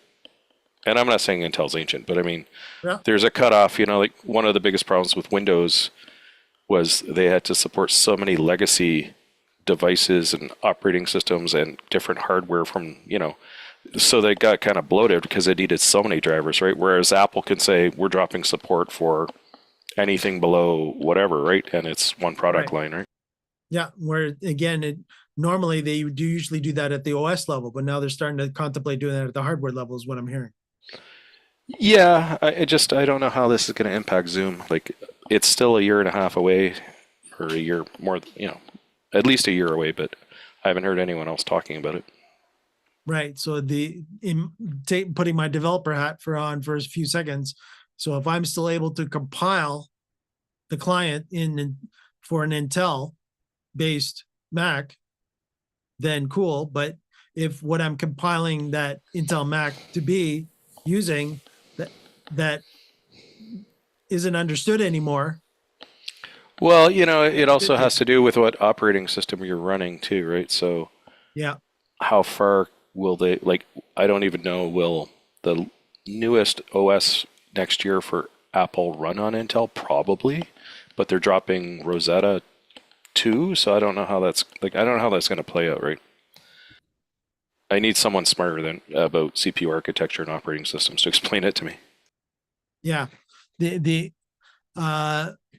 Yeah, so that definitely is interesting. Again, from just knowing hardware for way too long, the only thing that I can come up with is that they, again, of course, when they want to, of course, just like Microsoft wants to push for everybody to use machines that have now MPUs in them and have also certain, TPM 2.0 chips on the motherboard and such like that. I'm starting to see where, and again, I don't know Max enough, but I'm just reading a bit of the tea leaves from the info that you gave, which is that there's something in the Intels that they're not happy with anymore when it comes to that Rosetta based. And now again, Rosetta is like a programming language on Mac, right? Right? Or Frank, sorry. I think it's more like emulation, actually, but Oh, so it's an emulator. maybe that's not, like, this is not my area of expertise, so I probably shouldn't. That's just kind of how I think of it. So, how it works: ahead of time translation. When you first launch an Intel-based app on a modern Mac, Rosetta 2 translates the entire application code into ARM-compatible instructions before you use it, saving the translated version for faster future launches. Right. Apple designed Rosetta 2 as a temporary bridge while it remains fully supported. Apple announced new plans to phase out Rosetta 2 support starting with Mac OS 28, moving forward to limit its functionality strictly to certain older, unmaintained games. For more information, blah, blah, blah. So, Frank, what I heard in there is that it was the cutover for developers that built on the Intel platform for their apps to be able to be used on the new M1 chips. That's what I'm hearing in there. So it sounds like Rosetta is not necessarily needed on the Intel side, but Rosetta was made more on the M1 side or on the M side. I think it lets Apple Silicon machines run Intel-based apps. Right. So that's what I'm starting to think. Yeah. So if you're, if you're on Silicon, Apple Silicon, I'm sure Zoom will have a Apple Silicon version, so it's probably not an issue. But right. Will they keep developing an Intel version? Right. That's current, so that you're not outside of the 9-month window, right? Right. And again, this would be important, especially at the enterprise level for Zoom customers, because they might have, you never know, they still might have Intel Max lying but around. If you're on Apple Silicon and you're running older Intel-based applications, then they're not going to work anymore in about a year, right? Right. Ray, come on in. Okay, so I mentioned earlier, I'm really loving this Zoom AI stuff, but I had to go to Perplexity to get this. Rosetta was Apple's dynamic binary translation layer that let applications compiled for one processor architecture keep running when macOS hardware switched to a different architecture without the apps needing to be rewritten immediately. So the down and dirty bare metal thing is that there are different instructions that are in each of the CPUs. And so you can't just take software from one place and run it on another place. It's got to be programmed for that particular architecture.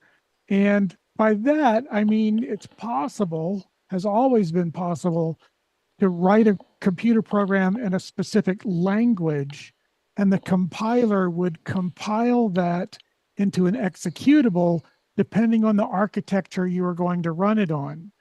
And so C# and C in general and that sort of stuff is kind of architecture agnostic, but the compiler has to know which one you are going to put your software on so that it uses the appropriate instruction set. Yeah. So the fact that this particular Rosetta thing is, I don't know, nearing end of life or depreciated soon, like in a year or something. Deprecated, yeah. Deprecated. It's always been appreciated, but it's going to be deprecated, yeah. So yeah, it's Here's what I would say from an Apple user's point of view. Apple has been telling developers for 7 years now, if you have an app that was written for Intel architecture, update it, because we're not going to support that forever. We're moving on to Apple Silicon, but a lot of companies haven't updated their application. So I don't know if they'll do it in a rush or they'll just let them die on the vine. I don't know what's going to happen. So it sounds like this is becoming the kick in the butt, is what I'm starting to hear.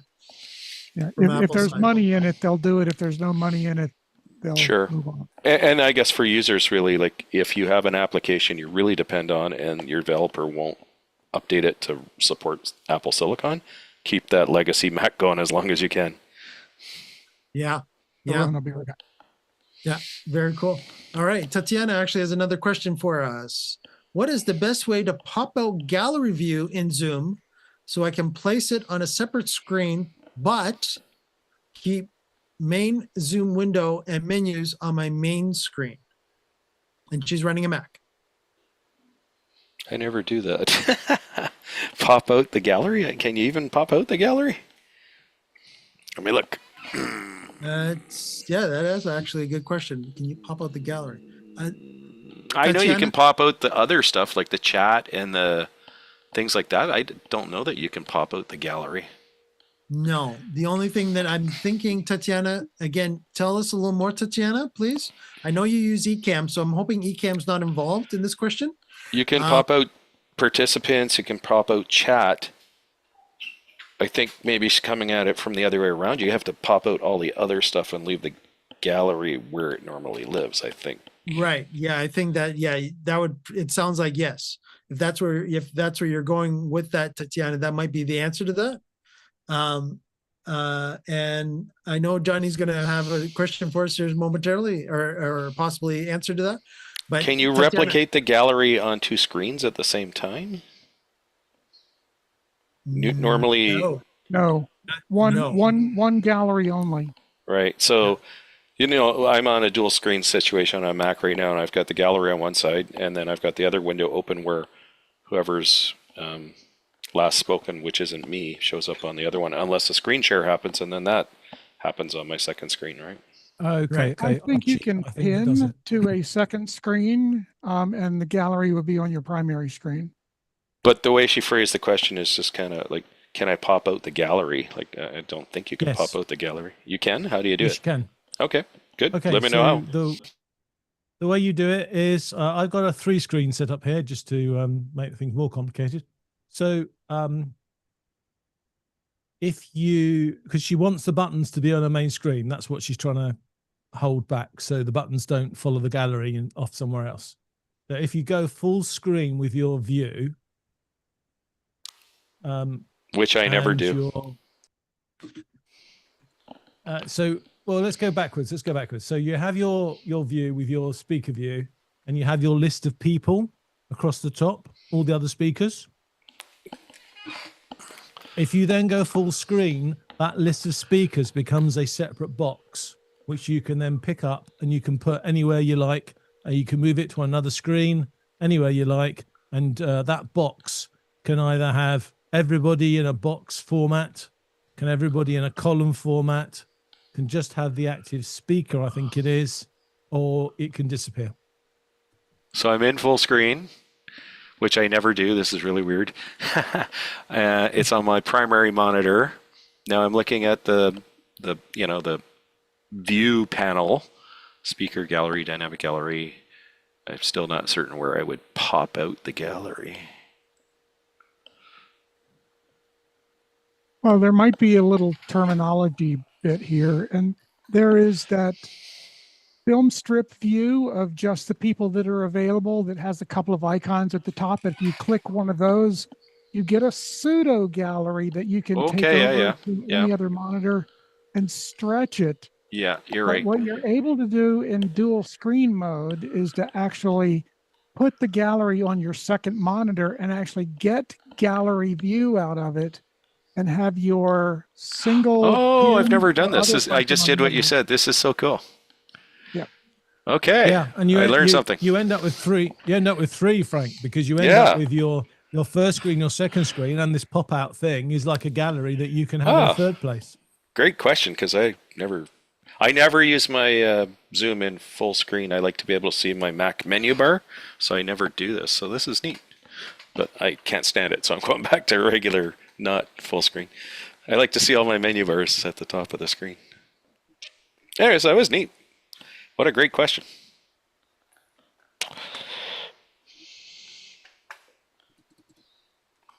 Oh, Tatiana would love, Johnny, do you have a way of showing this on your screen? Tatiana would love to see this on a screenshot or share. Oh, it's hard to share because it's happening on two different screens. I think you can screen share both screens at the same time, right? If you go screen share and you control click on both things, it'll share both screens, right? I think I might be able to do it. Hold on. I'll try. This is going to be exciting too. Share. All right. All right, Tatiana, think, you're gonna break Frank's machine on us. Okay, so this is the kitchen. Is it shift? Shift? Yeah. If you hit shift when you press what you want to share, you can share more than one desktop. So I'm sharing two. All right. First thing I got to do is make my Mac full screen. So now it's full screen. Wow. This is actually working on YouTube too, by the way. And then what did you guys say is the little film strip thingy, which I never do as well. Is this speaker? No, that wasn't it. Sorry. It's going to take me a second. The way Ray walked us through it was the first time I've ever done this. Yeah. Pin somebody and see if you can. No, I didn't pin last time and it worked. I don't remember how I got that little film strip of people. Yeah, so you need to be in speaker view. Okay, I don't think I was, but okay. Okay, speaker view. Oh, there you go. Over on your other monitor. Yeah, but where's the little film strip? Well, you've expanded it over there to the right. Oh, that's right. I expanded it last time. That's right. So here's how it was when I first started. It was like this on my primary screen, and then you guys told me that I could drag it over here, and then I could make it do that, and that's how it worked. Were you able to capture all of that? Did you? Yep. Yes. All right. And then I left it that way, so that's why I couldn't find it again. So it all started originally here. So if you click the little where you got the blue icon at the top of the film strip, click the next one to the left. Okay. That is the way it normally appears to you. Right. Yeah. Which is film strip only, and you can't really expand. So I dragged it over here. And, you can't expand it when you've got it in that. It had to be in the grid view, right? Right. Then I could do, which I've never done this before. That was fun. Anyways, that was a fun little experiment that I'll never replicate again.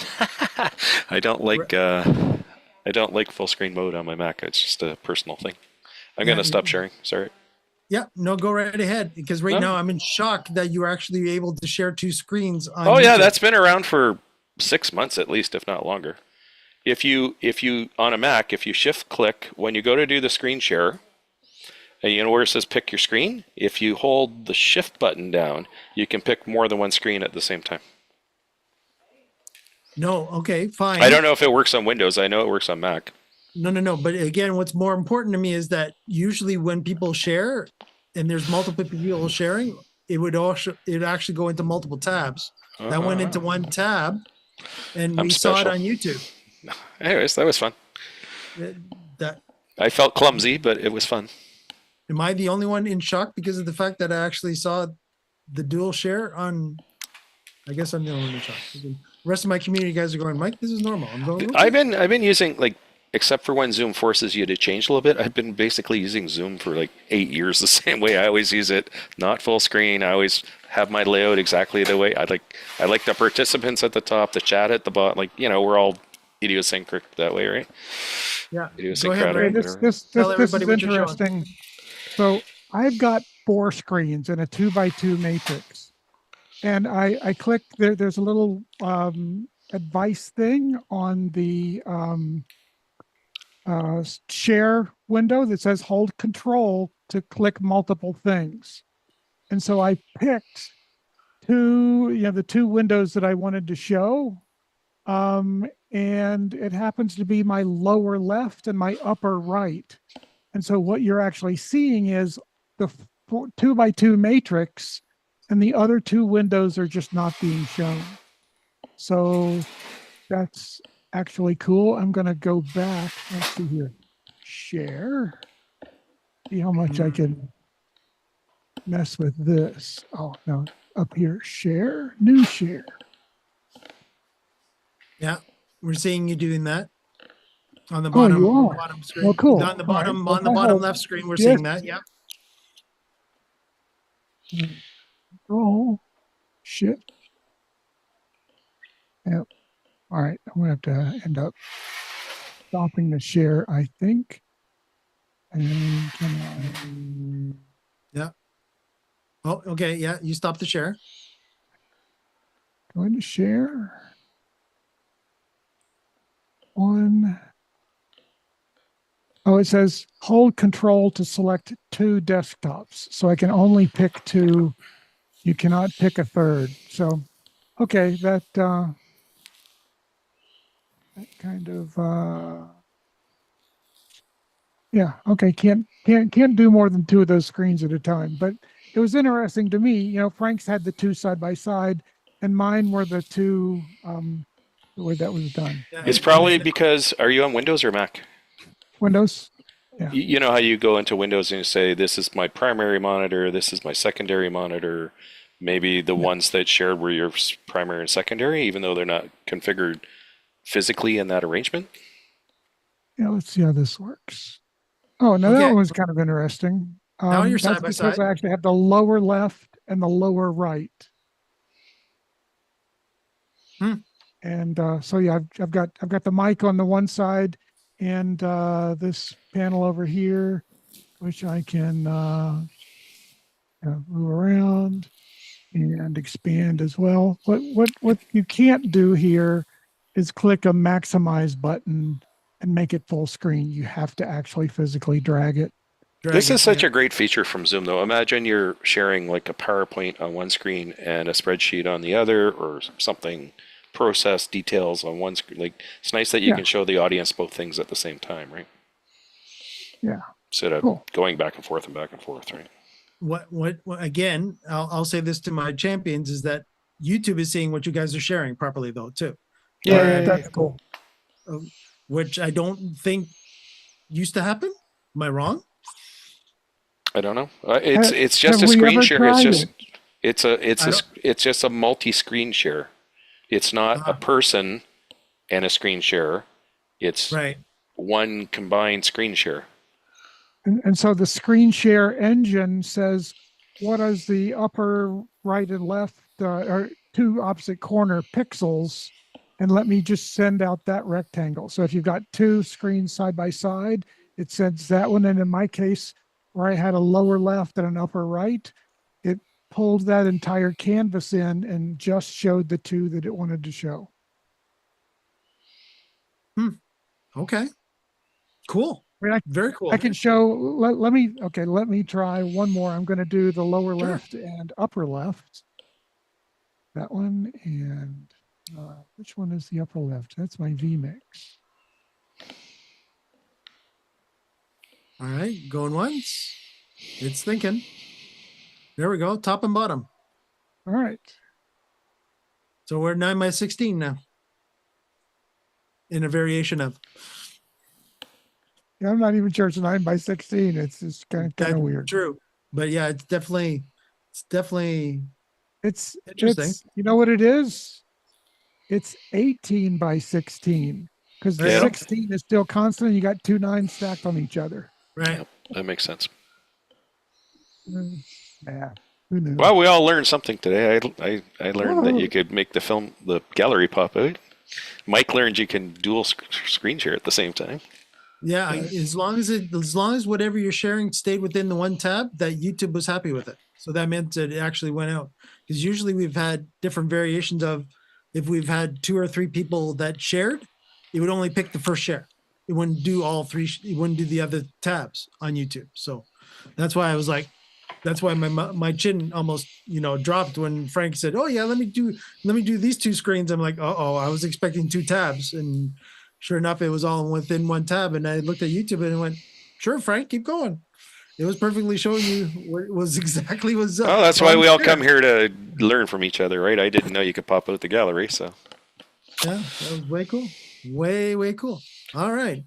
One more last before we wrap it up for this week.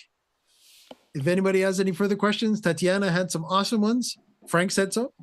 If you got any, let us know. Tatiana, have a nice weekend as well. See you guys next time. If there's anybody else that has any last minute questions for us before we wrap up, let me know. Yeah, I got to get going. I got to go meet a guy from Montreal. Excellent. See you guys. I got to hop off too. All right. Enjoy your weekend. Take care. See you Take next care, week. Frank. And that was Ray. Thanks, Ray. Mr. Drinkwater, any last words from you, sir, before we wrap it up this week? Yes. Is it time for a plug? Sure. Your audio's out of sync. Uh-oh. Have you been playing again, Mr. Drinkwater? Is your audio sync? Nice sorry. pun. It's Sorry, a plug. wrong He's making a plug. Wrong plug. Da-dun-dun. Oh, yeah. And it's a UK one too. Right? Yeah, it definitely was a UK one. It is. So on Tuesday we've got our Lord Zoom live longer. I wish we make up easier names of these shows. It gets really a mouthful. So we have our Lord Zoom live longer show where we're doing a deep dive into production studio, deep, and one of our guests isn't going to be there. Not going to tell you who it is, but for those that are coming to watch it, the question is, which of our guests is a recording? Which of our guests is it live or Memorex? There you go. Yeah. New show title. And our guest who can't make it has just emailed, just zoomed me over a Zoom clip of what that person wants to say. And them, you don't know, will be in the middle of the presentation. And I'm not going to tell anybody who it is until after their presentation has run. Good cliffhanger. And, we're going to have a lot of people to choose from, Mike, aren't we? Because we've got at least 2. We may even end up with 3 Zoomies. I'm not sure yet. I think we're going to get 2 at least, probably 3. We've got Ray, who's just popped off. He's going to be around. There are 2 other champions who are threatening to join the audience and might join in. So, yeah. Threatening, absolutely. So, what day is this? Yeah. Tuesday. This is Tuesday. Oh, wish it was Monday. I'm sorry. I have Mondays off for the rest of the summer, so I would have come for sure. Oh, well, on Monday you can come to those shows that Mike doesn't know I'm doing. Uh-huh. A nod is as good as a wink to a blind man. Uh-huh. So, yes. That is happening on Tuesday. Are you using... but if you want to know what time it is, you have to ask Mike, because he's the one that remembers time zones, although he got it wrong earlier, but he usually remembers time zones. Yeah, I promise. So Fridays we do our production professionals power hour. I almost did it wrong again. At noon Eastern, 9 a.m. Pacific. And our Lord Zoom Live is 3 p.m. Eastern, 12 p.m. Pacific. And of course, Frank's if you want the link, Eastern zone. The link should work. If you do go.lordzoom.com/live, you should get the latest show from our live Tuesdays. Live. I'm having way too much fun. That's what we're here for. We have to have fun. That's how you learn. If we're not having fun, we're not learning. Play that funky music. Oh yeah, that's a hint. Is it almost karaoke? Oh, I don't know. time? I'm gonna run away. But it was a good show, and you guys have a great weekend. Yeah, you too, Frank. See you next week. Frank. And if you do get a chance, of course, Yeah, We're it's here just Tuesdays and Fridays. I don't know how you guys can go to so many things. Like, don't you have any work to do at work? Like, Well, I have to go to yes. meetings and things. Yeah. We sneak them in. We Yeah, slip them in. it's nice. Nice work if you can get it. Exactly. Just Take care, means you're Frank. higher in the food chain than I am where you were. A little bit. Yeah. All right. Catch you guys later. Bye bye. See you, Frank. Take care. All righty, Mr. Drinkwater, it's karaoke time. Zoom Test Kitchen community. Everybody go me, me, me, me, me. All right, good. Yeah, we got our voices together. Excellent. Enjoy.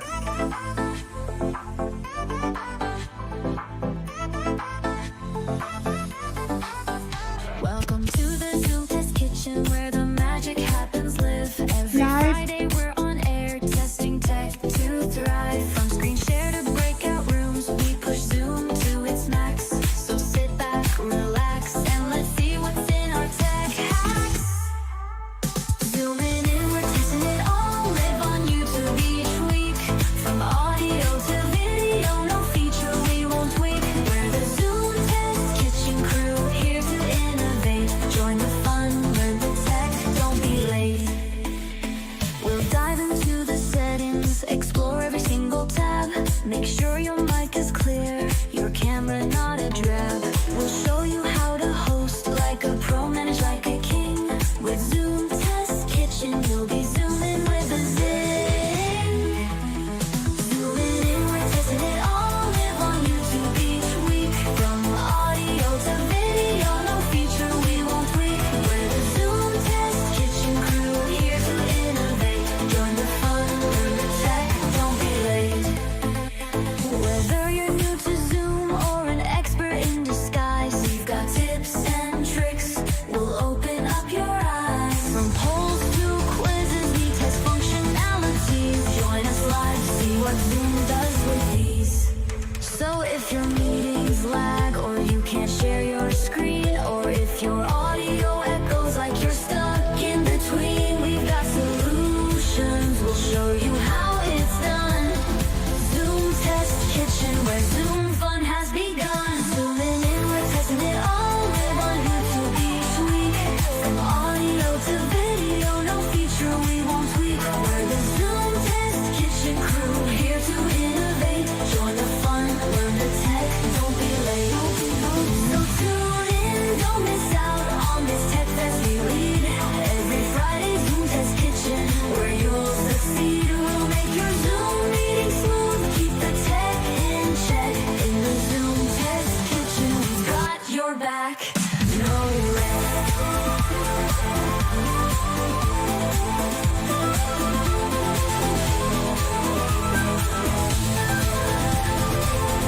We're the Zoom Test Kitchen, we've got your back. No wreck. Oh my God, it cut off and I forgot the wreck part. Look at that, gang. Thanks everyone for joining us this week on the Zoom Test Kitchen. Don't forget to like and subscribe to our channel to let YouTube know, and of course, that lets Zoom know how much you love our content.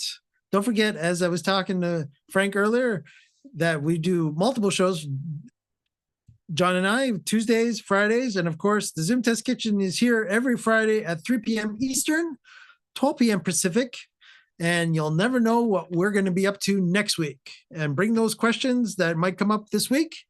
And from everyone here on the panelists, have a great weekend, and we'll see you here next week for another edition of the Zoom Test Kitchen.